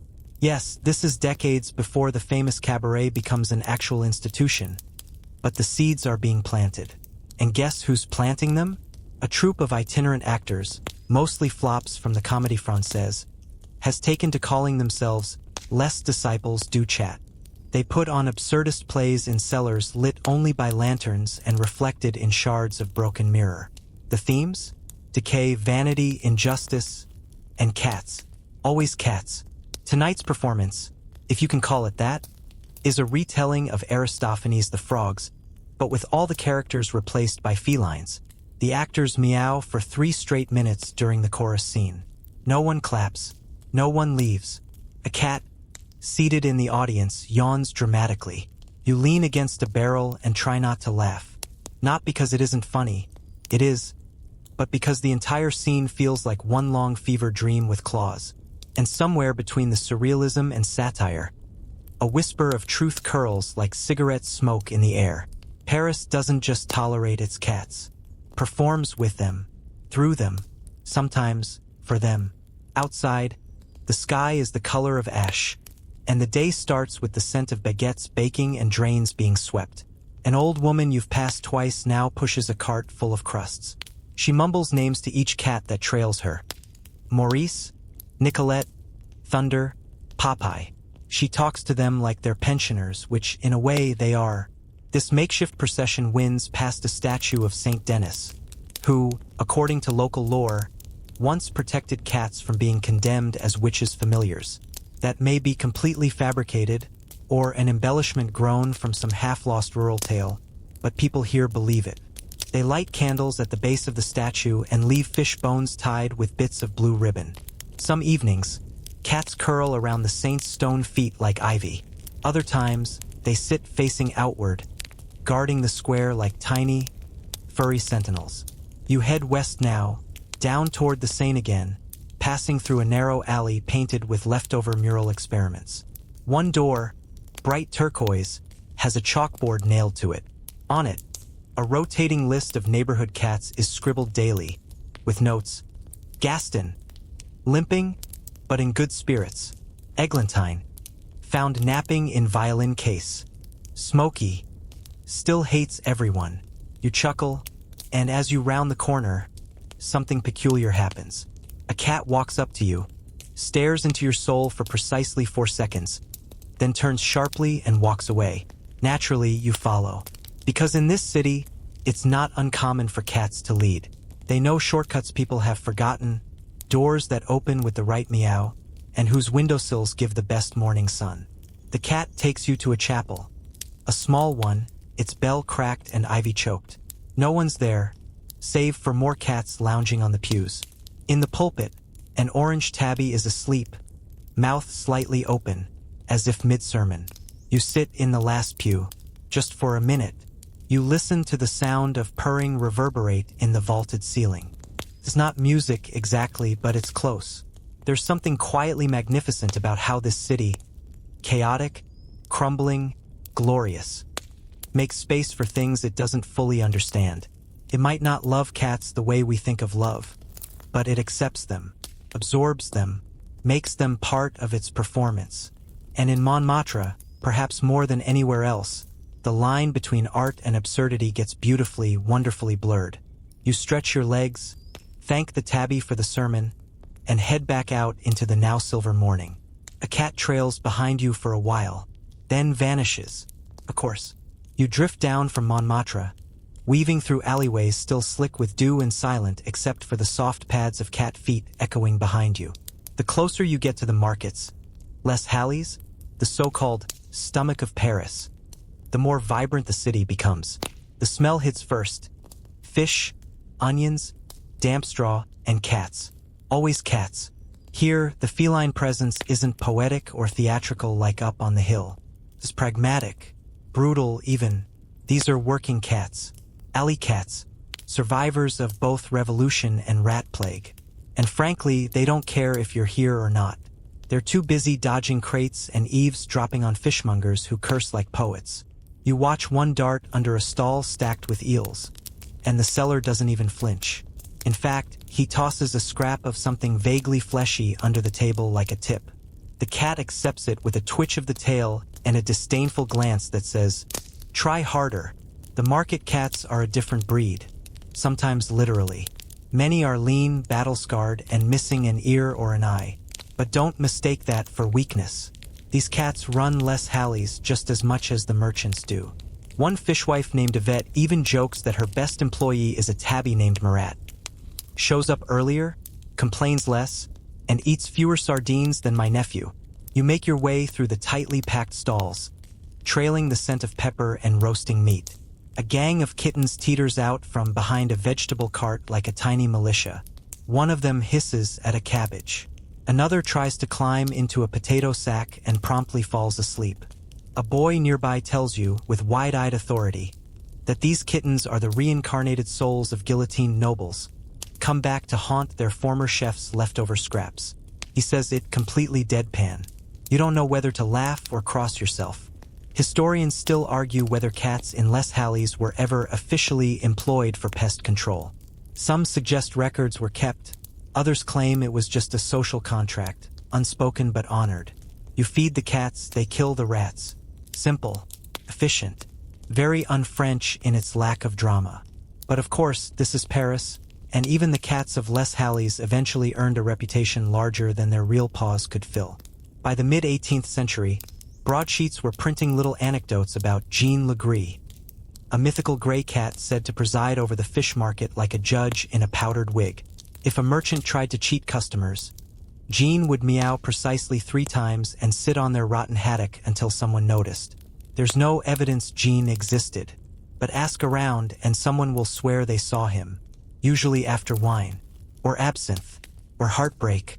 You pause by a bakery where a plump cat named Babette guards the door like a sentry. A sign above her reads, "Do not feed Babette. She is in denial about her weight." Babette sniffs you, then retreats to her warm post beside a coal oven, clearly choosing body heat over existential judgment. As you lean against a barrel and chew on the crust of something vaguely pastry-adjacent, you hear murmurs of an old tradition. Late at night, after the market closes, vendors leave out tiny offerings for the cats. Bits of bread soaked in milk, shreds of fish belly, even candle stubs wrapped in paper. Cats don't eat them, but apparently like the scent of beeswax. It's part habit, part superstition. Some believe feeding the cats brings luck with inventory. Others say it wards off theft. A few just admit they like the company. And then there's the cat songs. Yes, songs. If you're lucky or unlucky, depending on how sensitive your ears are, you might stumble on one of the market's lesser-known nightly rituals. A chorus of merchants and porters, slightly drunk and wholly sincere, serenading the cats before the last lanterns are snuffed. It's mostly humming and off-key rhymes, often involving fish, revolution, and lost love. You pass one such scene now. A circle of men around a smoky fire, warming their hands and softly mumbling something that sounds like a lullaby and political slogan mashed together. The cats lounge nearby, half interested, as if politely tolerating their fans. A cat jumps onto your shoulder for a brief moment, perching like a feathered hat. It sniffs your ear, then leaps off without comment. You feel judged, and weirdly honored. There's a quiet magic in this part of the city. Not the grandeur of Notre Dame or the gold-leaf ceilings of Versailles. No, this is earthy enchantment, built from rutabagas, sawdust, and purring. It smells like yesterday's soup and tomorrow's potential. You think of how many humans these cats have outlived. Merchants, kings, revolutionaries. And yet, they remain, unbothered, undiminished, masters of urban adaptation long before the term existed. One fishmonger catches your eye and winks. "They're clever, non?" he says, motioning toward a tabby stealing a sardine from a distracted rival's bucket.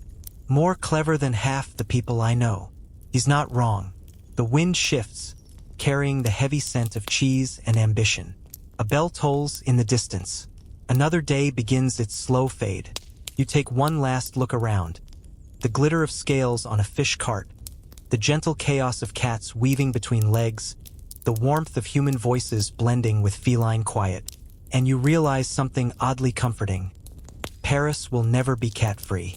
It doesn't want to be, because in the end, the market doesn't just feed the stomach. It feeds the soul. And what better way to season it than with a little fur, a little mystery, and the occasional stolen sardine. You wander away from Les Halles just as the day's chaos winds down. Crates are emptied, stalls shuttered, and vendors exchange final coins under the tired sigh of street lamps. But you're not alone. Cats shadow you like velvet-footed ghosts, slipping between puddles and boot tracks, ever watchful for a chance to scavenge or to eavesdrop. In Paris, even the alley cats are cultured. You follow the narrowing veins of the city toward a different kind of heart. The print shops of the Latin Quarter. Back then, these crooked lanes smell like ink, sweat, damp parchment, and, of course, cats. Lots of them, because where there's paper, there are rats. And where there are rats, well, you know who shows up next. A tabby perches atop a stack of pamphlets just outside a bookseller's door.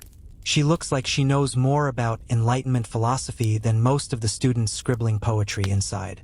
Her tail twitches with judgment, which, frankly, matches the neighborhood's tone. Cats in the Latin Quarter are snobs, But who can blame them? They live among Voltaire quotes and 300-year-old coffee stains. You duck into a dim-lit shop, one of those glorious spaces where floorboards creak like disapproving professors and the dust smells historic.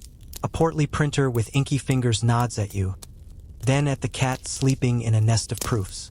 "That's Mademoiselle Rousseau," he says with a grin. "She edits." The cat stretches, yawns, and swats a misaligned page off the table. Honestly, she has a point. That serif is awful. You can't help but notice how easily these creatures insert themselves into Parisian life. They don't just survive the city, they curate it. One paw in politics, another in poetry, and their tails often dipped in whatever butter you forgot to cover. Still, not everyone adores them. In the salons of Upper Paris, where powdered wigs and powdered noses mingle, cats spark debate. Are they chic companions of the witty elite, or carriers of fleas and street disease? Historians still argue whether the noble classes genuinely embraced felines or merely tolerated them for appearances.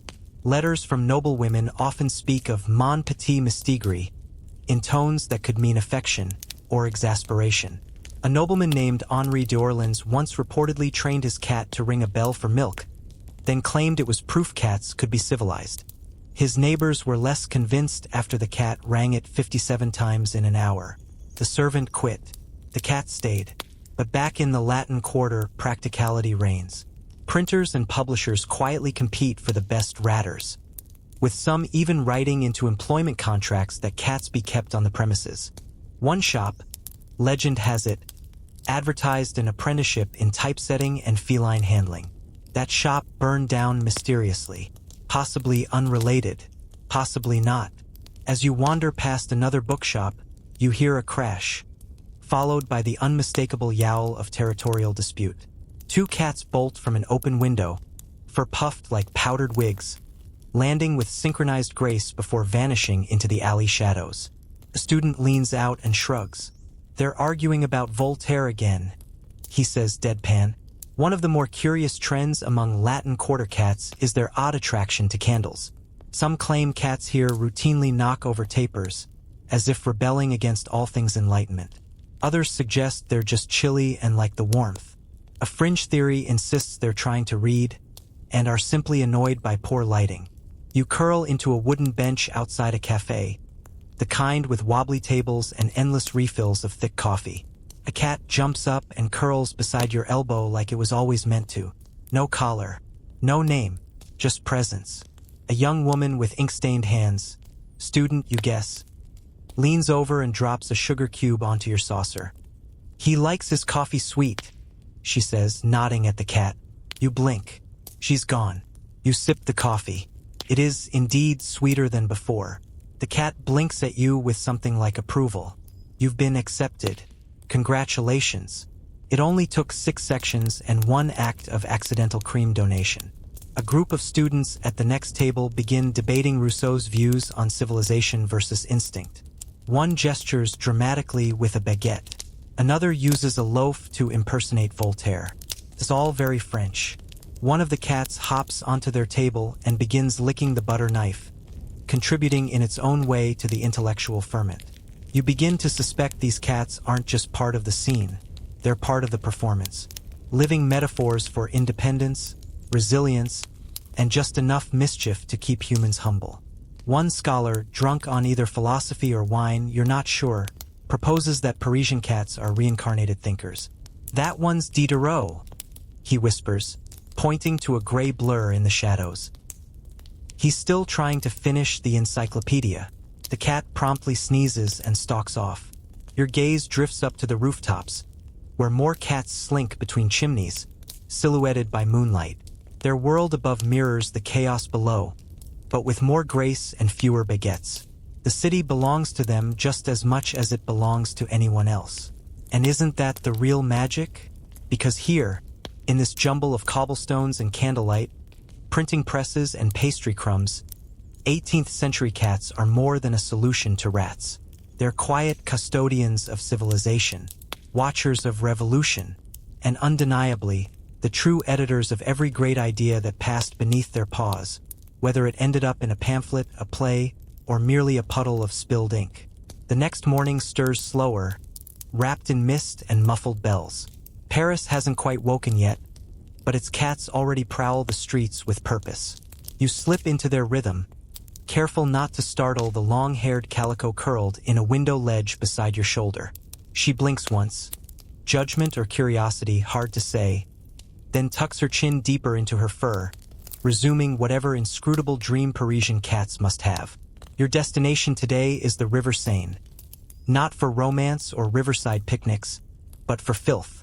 This is 18th century Paris, after all, and the Seine is not the sparkling postcard cliché you're imagining. It's more of a communal sponge, absorbing everything the city throws at it, including people's trash, runoff from tanneries, and, well, let's just say several unmentionables. You gag just thinking about it. Cats, naturally, are unfazed.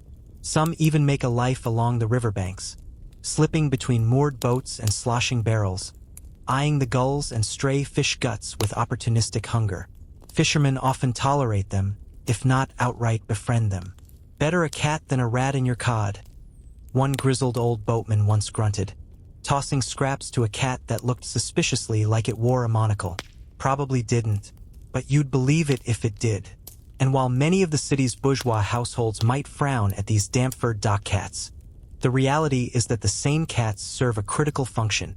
Rodents love grain barges. Grain barges love docks. Therefore, cats become unofficial maritime security, armed with nothing more than sharp claws, faster reflexes, and absolutely no respect for private property. Historians still argue whether any official city edicts were passed to encourage cat colonies along the river, but plenty of anecdotal evidence suggests a quiet understanding between humans and felines. You eat the rats. We don't chase you with brooms. One particularly odd record mentions a tax dispute involving several river cats of independent means. The details are fuzzy, literally, but apparently some bureaucrat tried to declare them taxable property. He was overruled when a senior clerk claimed cats could not, in good conscience, be considered predictably employed. You smirk. Cats. Evading taxes before it was cool. There's also the matter of cat adoption through the river trade. Some boats carried cats from other parts of France, or even distant ports, and those that jumped ship often became Paris's newest residents. This led to a strangely cosmopolitan feline population, where some cats had distinctly foreign features. Theories abound that Turkish Angoras arrived this way, though, as usual, scholars can't agree if that's fact or fancy. A fringe theory even suggests that certain breeds thrived more intellectually in the Latin Quarter because of higher exposure to philosophical discourse. Sure, and maybe the cats buy the Louvre critique brushstrokes in their spare time. You find yourself meandering along the edge of Pont Neuf, that iconic bridge older than most of the buildings around it. There, at the stone base beneath the arch, is a gathering of cats. They aren't fighting. They're sitting, quietly, watching the water ripple as a barge passes beneath. A few blink at you in unison. It's like you've interrupted an important meeting. A wiry man approaches, shaking a tin of dried fish, and the spell breaks. Cats scatter, reform, trail him like furry disciples. Every morning, he tells you with a shrug, they wait. I think they dream in waves. The cats dream in waves. Then Parisians dream in alleyways and gossip. You cut back from the river and duck into one of those labyrinthine side streets where the buildings lean just a little too close, and the sun only touches the ground in careful slants. Here, too, the cats thrive. An old woman with a patchy shawl and sharper tongue tosses breadcrumbs not for birds, but to draw rats, then steps aside and lets her 3 cats take care of the rest. It's like a grim little dinner theater, and she hums while the show plays out. You're not sure whether to applaud or back away slowly. Used to be worse, she mutters, noticing your face. Before the King Band opened butchering. That's when the cats really earned their keep. You nod like you knew that. You didn't. But it's true. King Louis XV, in one of his occasional attempts at reform, banned open-air butchering in the mid-1700s. It cut down on blood-spattered streets and, in theory, on rats. But where laws go, loopholes follow, and the cats continued their eternal duty as tiny, judgmental custodians of chaos. The lady waves you off with a mind your ankles, and you quickly learn she isn't joking. A narrow black cat darts from nowhere and nearly unlaces your boot just for fun. You can't help but laugh. Feels earned. Rounding a corner, you spot something peculiar. A painted wooden box nailed to a building's foundation. A crude stencil of a cat marks its side, and inside, miraculously dry despite the weather, sits a folded blanket, 2 dried fish tails, and a waxy candle stub. A cat shelter? A shrine? Hard to tell, but someone clearly cares. More of these pop up as you wander. Hidden in niches, tucked under stairs, built into abandoned cellars. Tiny acts of kindness for the city's whiskered underclass. Some even bear names: Bijou, Capitaine, Madame Blanche. You pass a child scribbling poems beside one, muttering lines about the Queen of the Shadows, Hunter of Dawn. The city's love-hate dance with cats continues, but here, on the banks of the Seine and in the quiet corners of working-class Paris, that love hums louder. These cats may not wear satin bows or curl on silk cushions, but they hold something more powerful: unspoken respect. A soft truce between instinct and civility. A reminder that even in filth and fog, a purring body beside a fire is still one of history's simplest comforts. You're starting to suspect that 18th century Paris may actually be ruled by cats. Not officially, of course, though with the way they glide across rooftops, slip under tavern doors, and wink at bakers like they own the place, you'd believe it.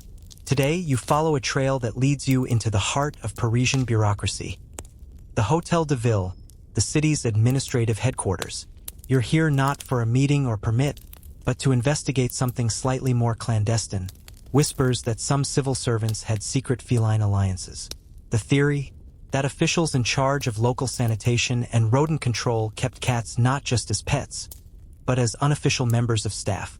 It makes sense. Rats were a constant menace, and traps weren't always reliable. A good Mauser in the right office could reduce complaints faster than any tax-funded cleanup crew. Of course, you don't expect anyone to admit this. Parisian officials weren't exactly eager to associate their crisp uniforms with fur and fleas. But scratch the surface and maybe the upholstery and stories emerge. A clerk who kept a ginger cat under his desk, feeding it leftover pâté. A scribe whose reports always had scratch marks in the margins. A janitor who claimed the cats would tell him which corridors were infested. Just follow where they sniff. They know. Historians still argue whether these accounts point to actual citywide policy or just quirky coincidences. But there are enough overlapping details to make your eyebrows rise. One anecdote even describes a failed initiative where a city hall committee tried to coordinate the deployment of cats by district, complete with a paper map and tokens for tracking each assigned feline. The plan collapsed after 3 days. Turns out, cats do not respect bureaucratic boundaries or meetings, and you can imagine the chaos. Dozens of cats in a council chamber, indifferent to agendas, knocking over ink pots, and sleeping on ledgers. One scratched a judge. Another ran off with someone's powdered wig. The city quietly shelved the idea. Still, cats found their way into policy indirectly. Public notices about sanitation occasionally referenced natural deterrents or neighborhood control measures. You can guess what those euphemisms meant. And lest you think this was limited to Paris, other European cities faced the same problem and solved it the same way. Cats became the quiet foot soldiers of pest control, paid in scraps and sunbeams. You step back into the street and squint at the rooftops. Sure enough, a sleek black cat is perched on the edge of a gable, tail flicking with amusement. Below, a pair of city guards try to shoo a boy off a lamppost. The cat watches it all like a judge, or perhaps a deity. Next, you detour to a lesser-known neighborhood in the 10th arrondissement. Here, amid crooked alleys and low eaves, you find what locals refer to as Le Parlement Félin. Not a real parliament, of course, but it's a courtyard where dozens of cats gather at dusk, circling each other like diplomats, or dueling operatic tenors. The residents swear by it. Every evening, like clockwork, the cats appear. No one knows why or how. They must have agreements. One woman tells you, pouring milk into a chipped saucer. Or maybe it's just a game, but they come. And if you watch long enough, you start to understand them. You're not sure if she's serious or just bored, but the way she speaks, like someone protecting a secret, makes you wonder. Cats, after all, have their own order, their own hierarchies. Just because you can't read the minutes of their meetings doesn't mean they're not keeping them. You crouch by a low wall and observe. A gray tabby saunters in first, yawns, and stretches like he's opening the session. Soon after, a tiny tortoiseshell pads over, tail held high. They sniff, they touch noses. Then the courtyard begins to fill. There's something eerie about the quiet. No hissing, no brawls. Just careful glances, deliberate pacing, as if protocol is being followed. You half expect someone to bang a gavel or maybe a pawful of gravel. A kitten tumbles into the mix, trips over his own feet, and squeaks. The adults look on, unimpressed. And just like that, the moment softens. You're not watching a council of elders. You're watching a family reunion, chaotic and beautiful. By now, the humans of the neighborhood have appeared too, leaning out of windows or sitting on stoops. Some with treats, some just to watch. One man plays a wheezy accordion, and you swear the cats sway to the beat. Probably not, but in Paris, anything feels possible. You start to notice that these little pockets of feline peace are sprinkled all over the city. They're unofficial but sacred, like neighborhood shrines. No signs mark them, but everyone knows. Feed the cats, and maybe your shop won't be overrun with mice. Ignore them, and you'll find chewed grain sacks and broken sleep. That unspoken contract again. Back toward the Rue Saint-Honoré, you pass a bookstore where a rotund white cat lounges in the display window, guarding dusty volumes like a sphinx in retirement. The shopkeeper waves you in, offering a story. "He's been here longer than I have," she chuckles. "Customers like him better. He knows who wants to browse and who's going to bend the spine." Apparently, the cat has hissed at least 2 pickpockets and 1 poet. She trusts his judgment, and when it comes to closing time, he walks to the back and meows twice. Like a bell. Day is done. You leave with a used book and a cat hair on your sleeve, wondering again who's really running this place. Because in 18th century Paris, no matter where you go, courthouse, butcher stall, or bookshop, the cats have claimed it first. You're just visiting. And the thing is, you don't mind. By now, you're moving through Paris with cat sense. Not sixth sense, cat sense.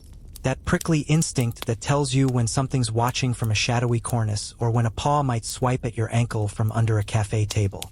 You've even stopped flinching when a chorus of yowls bursts out over the rooftops. It's just Paris being Paris. Tonight, you make your way to a curious corner near Les Halles.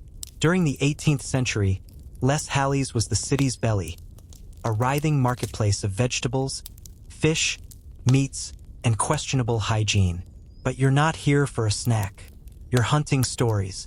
And the market had won, whispered between fishmongers and pastry boys. A secret cabal of nighttime cat herders. Yes, herders of cats. Historians still argue whether this was fact or fantasy, but the tale goes like this. With cats multiplying and complaints escalating, a few enterprising locals decided to take matters into their own hands. Not by exterminating the cats, no, too messy and, frankly, unpopular, but by organizing them. They called themselves Les Mains Silencieuses, the Silent Hands. By day, they were butchers, bakers, even apothecaries. But at night, cloaked in dark wool and smelling faintly of sardines, they took to the alleys. Each one had a sack of tricks. Dried fish bits, string toys, smelly cheeses, and one, supposedly, even carried a violin. Not to play, just to hold. The cats liked the vibrations. Their mission was simple. Lure clusters of cats to designated zones. Control the flow. Spread them evenly across districts. Prevent overconcentration in wealthier arrondissements. Redistribution of fur, they joke. Some even say they drew maps, complex grids showing hot spots of meowing and problematic purring. You pause near an old fountain where cats supposedly gathered for reassignment. It's dry now, the lion head spout chipped, but you can imagine them. Dozens of cats in a loose circle, sitting politely while a man in a patched cloak mutters to them like they're city officials. And maybe they listened. Stranger things have happened in this city. Now, you're thinking, this sounds ridiculous. But the source for this tale, an 18th century letter from a frustrated market inspector, mentions nocturnal redistribution schemes carried out by cloaked interlopers and their feline accomplices. That's oddly specific for fiction. You step inside a nearby tavern, once a gathering spot for butchers and now a hipster cafe with too much chalkboard. The bartender, sensing your curiosity, leans in and says, "My grandfather swore the alley cats still follow those old routes. Like they remember. Maybe they do. Cats are creatures of habit. And vengeance. And tuna."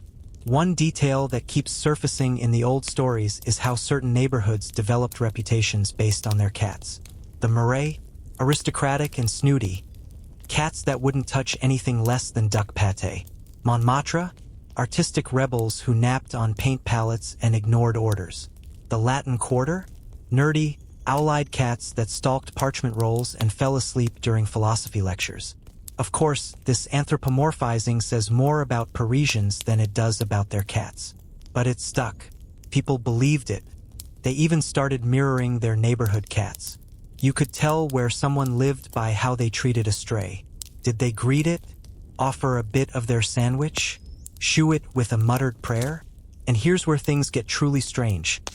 There are stories of cats acting like border guards. A tabby on the Rue Mouffetard who would hiss at dogs but purr at anyone carrying bread. A trio near the Pont Neuf who only let boats pass if the crew tossed fish into the river. One cat, reportedly nicknamed Le Commissaire, actually climbed into carts and inspected them for mice before allowing passage. Did Parisians embellish? Absolutely. But when you live in a city where animals rule rooftops and slink through history like silk scarves, exaggeration becomes survival. As the night deepens, you find yourself following a very modern Parisian tradition. The late-night wander. Cobblestone underfoot, shutters closed tight, and only the soft hum of faraway traffic, just enough to remind you you're not dreaming. A cat crosses your path. Then another. You stop walking. They don't. Suddenly, you're in a procession. At least a dozen cats moving together, casually, with purpose. Not a chase. Not a stampede. Just migration. From somewhere to somewhere else. They lead you past crumbling archways and down a narrow passageway that isn't on your map. A passage called La Ruelle des Ombres, the Alley of Shadows. Appropriate. At the end, you find an ancient door. Oak and iron and secrets. And beside it, a stone basin. In it, someone has placed offerings. Cheese rinds, dried anchovies, a tiny folded note that simply says merci. No name, just thanks. This was one of the old herder stations, perhaps. A checkpoint, or maybe a shrine. You look down and find a small cat winding around your ankles. She looks up, doesn't blink, then continues through a gap in the wall, tail brushing your knee like a benediction. You don't follow, not because you're afraid, but because somehow it feels sacred, like watching monks chant in a language you don't understand but still feel in your ribs. Back on the main street, you exhale, that odd Parisian blend of wonder and confusion. Somewhere a bell rings, somewhere else a broom sweeps. Life goes on, but now you start to notice things. Scratches on door frames, faint paw prints in the dust on windowsills, and a strange pattern on a nearby wall, what looks like claw marks but, if you squint, form a shape. A grid, a suggestion of movement. A map? No, that would be absurd, wouldn't it? You wake with the map still etched into your mind. Like a dream you're convinced you didn't make up. But it's Paris. Half the city feels like it was dreamed up by someone slightly tipsy on wine and existentialism. And today, you're chasing this strange new lead. The idea that cats moved through the city on fixed, possibly even orchestrated, routes. And if so, who coordinated that traffic? You head southeast, toward the old ramparts near what is now the Bastille area. Back in the 18th century, the prison cast a long shadow, literally and figuratively. And while most of the city's attention focused on the incarcerated humans, something curious lurked below. Rumors of a feline underworld. Not as in mobsters with tiny fedoras, but an actual network of cats who made their dens beneath the city's stones. Enter the concept of the cat tunnels. Historians still argue whether these tunnels were intentionally carved by early residents for storage, or by cats themselves over generations of paw traffic and secret naps. Some blueprints of ancient basements reveal odd, narrow passageways that seem too small for humans but just right for whiskered citizens. One fringe theory suggests that the cats used these to evade human interference, forming what could only be described as a four-legged resistance movement. Their goal? Control food flow, avoid dog patrols, spy on fish markets. This wasn't just alley gossip. Records from an eccentric 18th century urban planner describe the ongoing disturbance caused by feline undercreatures, which sounds like a line from a fantasy novel. He even claimed to have mapped what he called the soft artery, a main tunnel running parallel to the Seine, used by cats for nocturnal logistics. You snort at the term. Soft artery sounds like a weird indie band that plays one-note cello music and refuses encores. Still, you follow a hunch and enter the cellar of an old wine shop, once a tavern for revolutionaries. The proprietor lets you snoop after you buy 2 bottles and compliment his cat, Monsieur Ramen. Downstairs, between racks of dusty burgundy, you find it. A narrow, bricked-over nook that's been partially gnawed through. Chewed stone. Who does that? You crouch and peek through. It's tight, dark, and smells like pepper and secrets. But in that quiet, you swear you hear movement, soft, padded movement, like dozens of creatures slipping by just beyond reach. The idea of cats with their own subway system might sound silly, but don't underestimate them. These are animals who can fall from 5 stories and land upright, break into houses via chimney flues, and survive on nothing but charm and crumbs. You back out and brush your knees off. The wine shop cat watches you with what can only be described as judgment, as if to say, "You're late. The others have passed." It's at this point you start hearing the word loup relay feline, the feline relay. Not in scholarly books, of course, but in gossip columns, satirical poems, and the writings of certain borderline deranged pamphleteers. The theory? That Parisian cats operated a form of message delivery system, kind of like pigeons but less poop-prone. Fringe, right? But several poems from the 1700s reference notes strapped in velvet, delivered by paws too quick to follow. What could that mean? You take a detour through the old printer's quarter. Imagine it. 18th century printing presses clacking away, ink-stained fingers, political pamphlets hot off the plate. Revolutionaries needed discreet ways to share plans, and sometimes human messengers weren't safe. Could cats have filled the gap? One piece of poetry talks about a whisper hidden in fur, leaping from barricade to bakery, unseen but understood. Romantic nonsense? Maybe. Or maybe those cat herders we met a few sections ago had multiple jobs. The next stop is an old convent-turned-museum. The archivist, bless her dusty heart, brings out a bundle of letters. Rambling notes from a retired scribe who claimed that a cat named Philip once delivered him love letters from an anonymous admirer. "Only ever came at dusk," he wrote. "Smelled of lavender and cheese." The cat, not the letters. There's no definitive proof, of course. There never is. But it starts to make a weird kind of sense. If you had to move information discreetly, who better to use than an animal who could vanish into walls and melt into the dark? You think back to those distribution patterns. Could they have included information as well as cats? And if cats were part of the network, who maintained them? Who fed them? Guided them? Patched their wounds after rooftop scuffles? The answer might lie with the women of the laundries.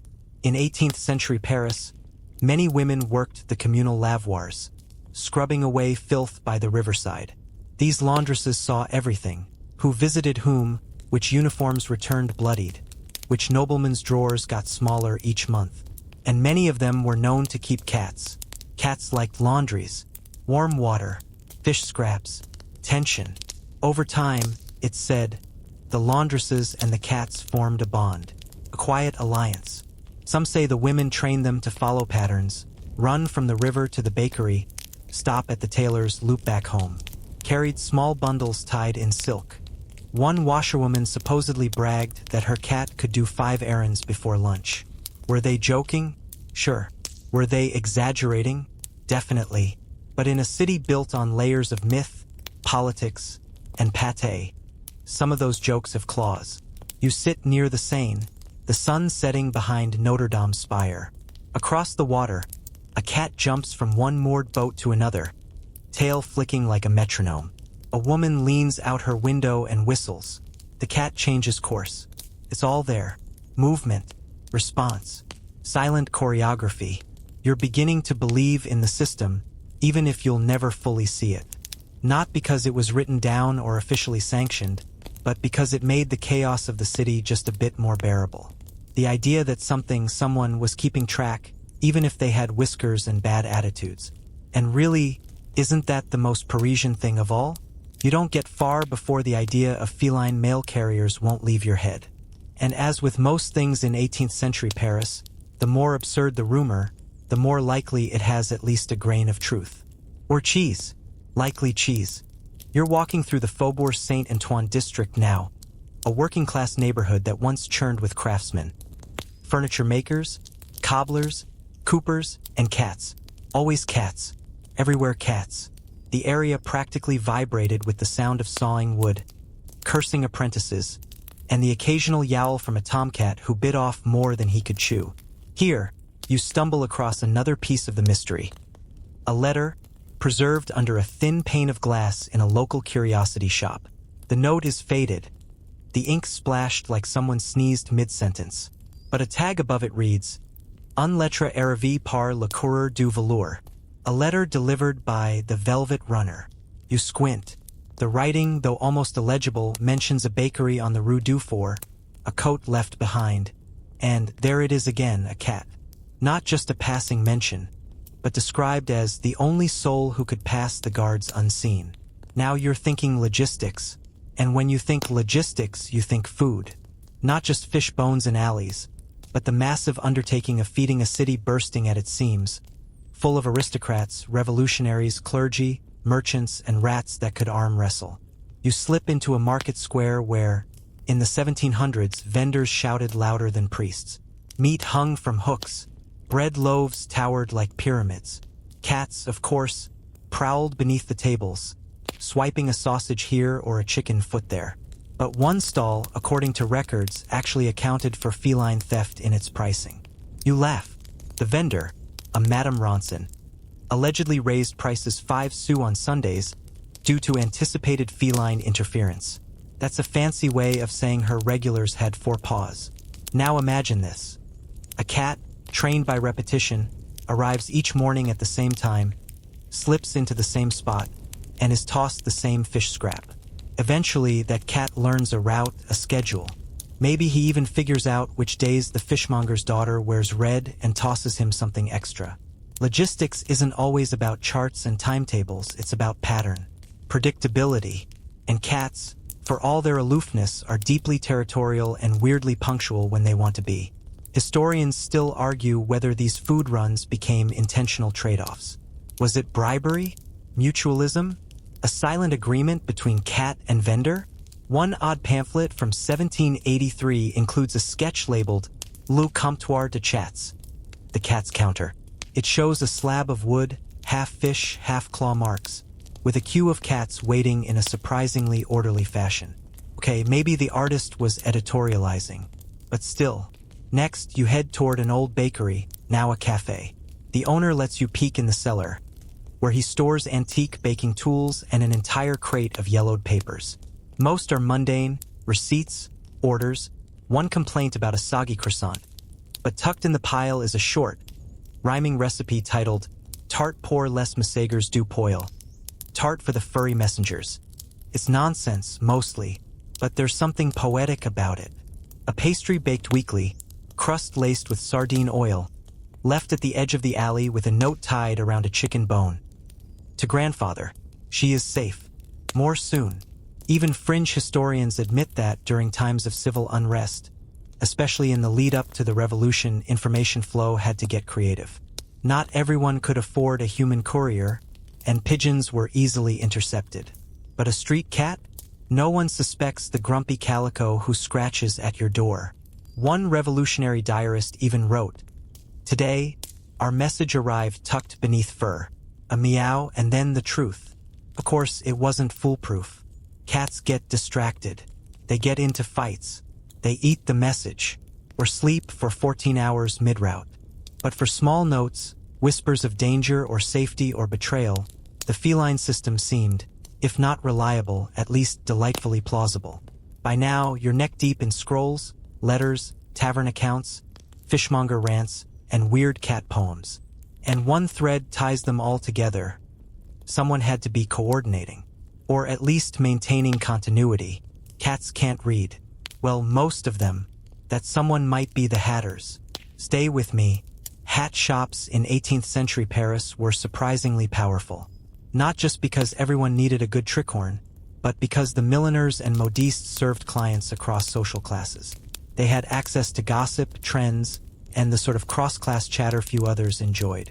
One letter from a young apprentice milliner reads, "She asked for the velvet in charcoal, as usual, and left the note with Grisette. I tucked it into her ribbon." Historians assume Grisette was another woman, but the letter adds, "Grisette hissed when the bell rang and sat on the envelope until it was safe." Grisette was a cat, which means that some hatters, at least the ones in the know, may have helped smuggle information using cats as intermediaries. Why not? Cats loved sitting in boxes on hats under chairs. Perfect camouflage in a busy shop. You begin to wonder, was the entire city in on it? Was there an unspoken, interspecies alliance that kept the wheels of Paris spinning? Not officially, of course. Not in the records written by men in powdered wigs. But in the corners of taverns, the backs of bakeries, beneath the skirts of laundresses and the counters of milliners. Perhaps that's where the real logistics happened. And now you find yourself back where you started. A city hundreds of years ago, drowning in cats. But maybe it wasn't a problem to be solved. Maybe it was a solution no one fully understood. You glance back toward the Seine, that gray-green snake curling between the arrondissements, and wonder how many of these pod couriers hopped stones at the water's edge, slipping behind crates and ducking into arches while the city buzzed overhead.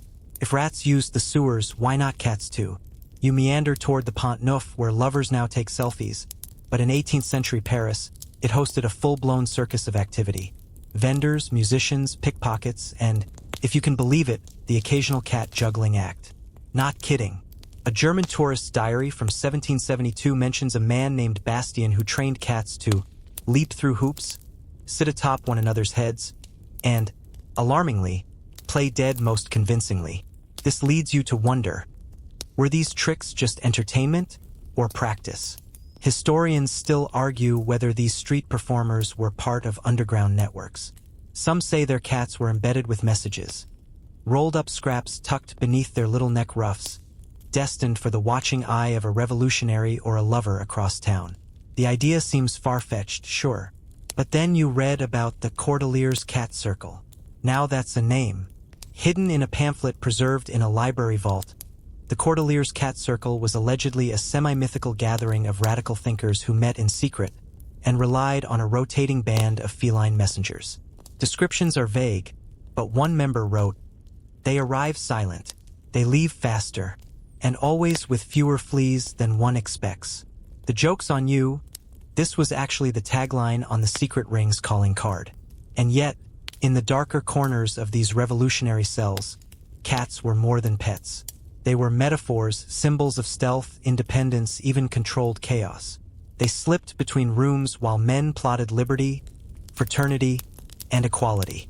One Paris police report, archived under absurd occurrences, mentions breaking up an illegal gathering, only to find a table of cheese, for empty wine bottles, and 12 cats lounging on the chairs.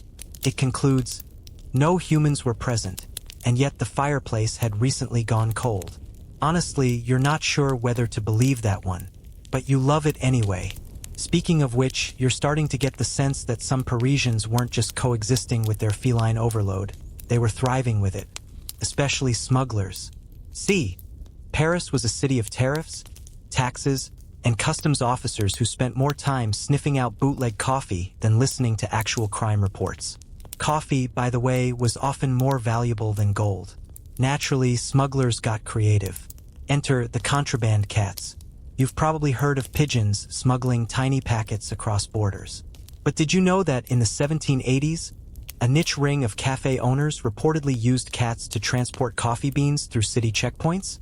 One story goes that Madame Jolivet, owner of Le Petit Noir, a charming little cafe near Les Halles, trained her cat, Figaro, to cross rooftops to her cousin's shop outside the toll gate. Each evening, Figaro returned wearing a cozy little collar filled with roasted beans. It's unclear how much truth there is in this, but one preserved invoice literally includes the phrase, 50G Figaro roast. That either refers to a very small coffee order or a very unlucky cat. You lean toward the former, but as always, nothing lasts forever. Around the time of the Revolution, many of these informal cat courier systems fell apart. The city descended into chaos. Barricades replaced bread stalls. Where once cats had been quirky, useful agents of minor rebellion, they now found themselves outnumbered by musket fire and marching boots. Yet even then, stories persist. A letter from 1793, scribbled by a scared teenager hiding in a basement, mentions a flash of orange fur, and a note that read, "It's over. Get out tonight." The family escaped, apparently. They always left sardines by the chimney after that. Others weren't so lucky. Cats, like people, got caught in the gears of revolution. They were feared, revered, fed, and sometimes blamed. One satirical newspaper ran a cartoon showing Robespierre surrounded by cats labeled spies of the bourgeoisie. Subtlety was not the era's strong point. And yet, as the dust settled and Napoleon took the reins, Paris entered a new phase. The cats stayed. They always do. New neighborhoods grew, new alleyways invited old paws. But the golden era of the feline courier, if it ever truly existed, had passed. Still, you wonder, how many old chimneys still carry claw marks? How many walls bear faded names carved beneath scratching posts? How many stories of love, escape, or rebellion rode quietly through the night on for silent paws? You're starting to realize that the history of logistics isn't just carts and charts and men with monocles. It's scraps of ribbon. It's crumbs left intentionally. It's an old woman knowing just when to leave a window open. It's messy. It's clever. And sometimes it purrs. You pass an antique shop before heading home. In the window, a dusty figurine catches your eye. A cat with a letter tied around its neck. One paw raised like it's about to knock on a door. The tag underneath says, Le Courrier Silencieux. And maybe, just maybe, it's not all fiction. You step softly down Rue Saint-Antoine. Its stones worn smoother now than they were back in the 18th century, but still echoing the same click of heels, the same distant hum of domestic life. Back then, this street was a parade of butcher carts, gossiping laundresses and clattering wagons, and all of it watched by cats, perched high and low, tails curling like question marks over the mysteries of human absurdity. Tonight, your feet trace the ghostly footprints of those who once stood trial for crimes not entirely their own. Because before you say goodbye to this strange feline history, you need to walk into the most unsettling chapter of all. The cat purges. See, there comes a point in any overpopulated ecosystem where someone decides enough is enough. And in 18th century Paris, enough came with a broom, a torch, and a very bad attitude. Historians still argue whether the infamous mass cullings of cats were centralized efforts or just the product of mob mentality.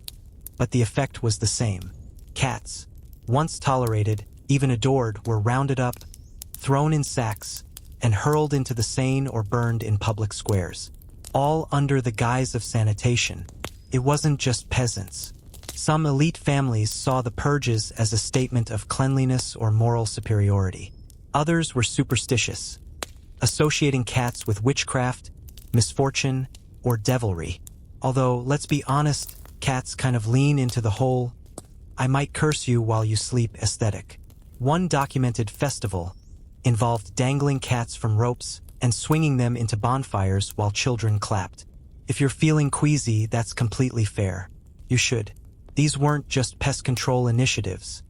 They were cultural exorcisms.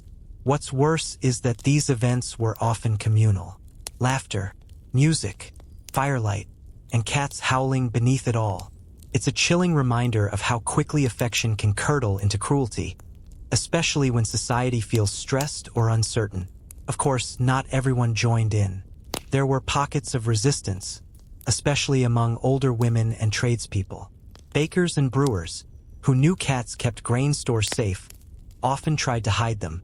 One baker's diary, preserved in brittle parchment, talks about his shadow brigade. 7 cats who lived in the rafters and were fed before his own apprentices. Others went underground, literally. Cats vanished into crypts, cellars, and chimney flues. Some survived simply by being too clever, too fast, or too quiet. The city didn't rid itself of cats. It just forced them deeper into the margins. You wonder, walking now, how many lineages of those cats still stalk these very alleys. There's a quote from Voltaire you pass scratched into a pub wall. History is filled with the sound of silken slippers going downstairs and wooden shoes coming up.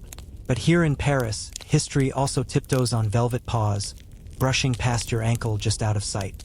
And for every horror, there was irony. Because despite the effort to purge them, cats always came back.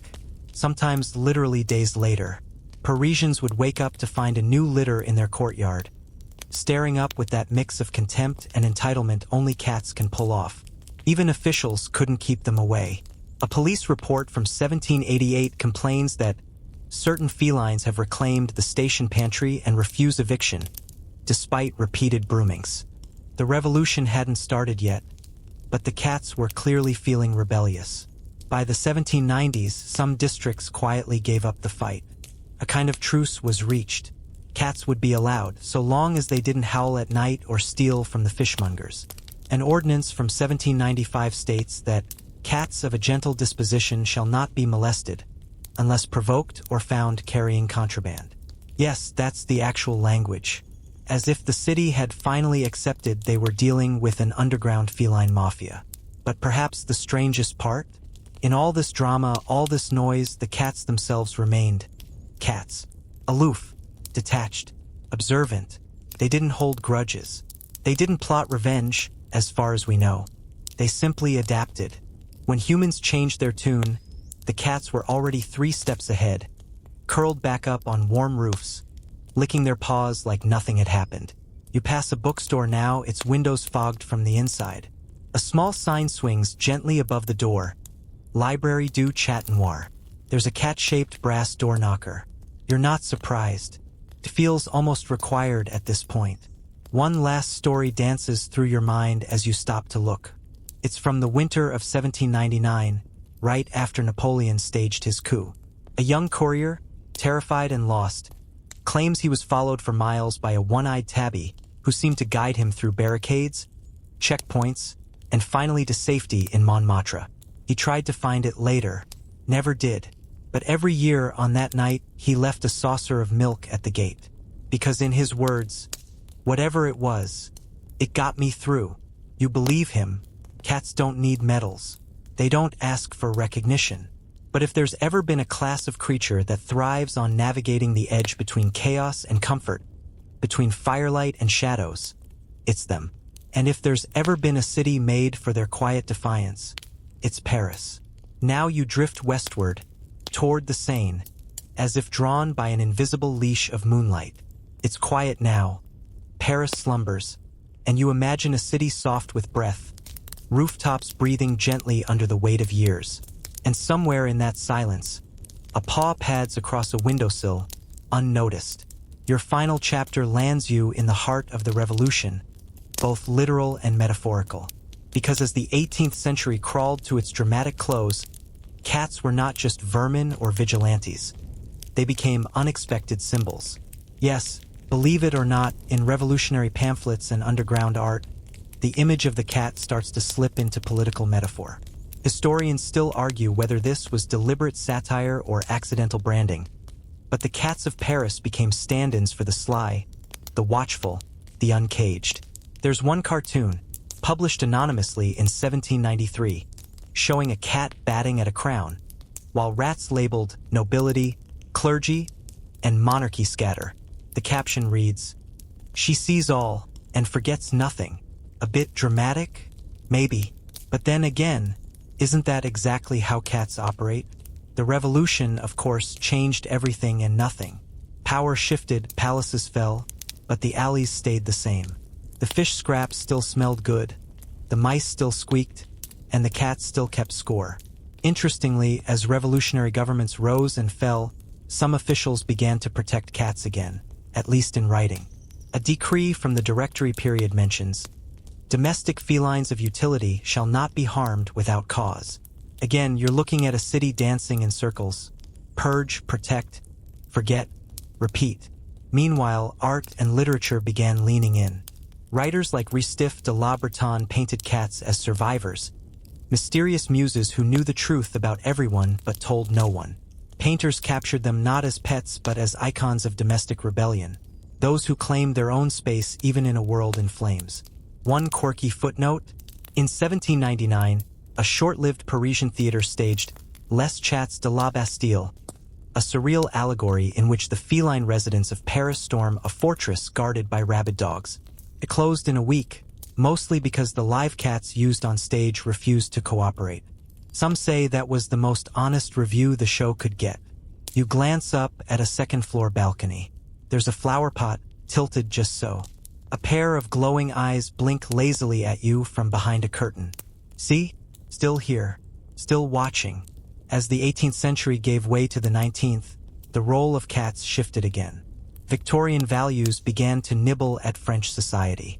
Cleanliness, order, and animal welfare gained momentum. Cats went from firewood fodder to fashionably aloof companions in middle-class homes. A lady in a bonnet might proudly announce that her cat was named Molière. Men in waistcoats adopted Siamese strays from ports and bragged about their exotic pets. Children read stories about heroic kittens in lace collars. You roll your eyes just a little, but only because you've met real cats.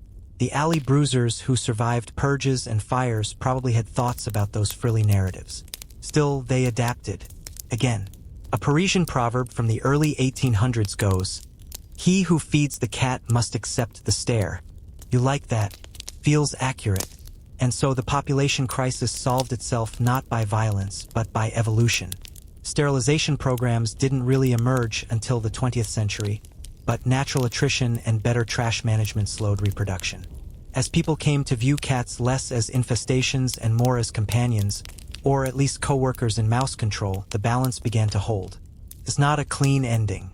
It's not heroic. It's just feline. You come to rest now, leaning on the Pont Marie, the river whispering beneath your feet. That same river that once carried sacks of yowling cats, and now carries quiet reflections of old lamps and fading stars. Above you, a soft rustle, maybe a pigeon, maybe not. Paris is full of little sounds that make you wonder. And you realize that the lesson here, the sleepy truth tucked under layers of tragedy, absurdity, and street-level drama, is that resilience sometimes looks like disinterest. That survival doesn't have to shout. That when humans get tired of their own messes, the cats are already halfway across the rooftop. You close your eyes for a moment, feeling the weight of all those paws before you. The stealthy strides, the purrs in the shadows, the sharp claws beneath velvet. You smile. Of course, the cats won. So now, as your thoughts begin to soften, and the story settles in like warm fur on your lap, let yourself drift gently away from the cobbled streets and echoing alleys of old Paris. Imagine the lamplight dimming, shutters creaking closed, and the quiet murmur of a city finally at peace with its night sounds. Picture a solitary feline stretching in a window frame, tail curling, body lithe, gaze fixed not on you, but through you. There's something eternal in that look. Something that whispers, "We were here before you, and we'll be here after." Let your breath slow, like the flicker of a candle ready to sleep. The city fades into velvet shadows, and you are lighter now, lulled by stories of clever claws, fearless leaps, and stubborn lives. Whatever waits for you tomorrow, it can wait. Tonight, the cats are watching, and for once, that's a comfort. Sleep well.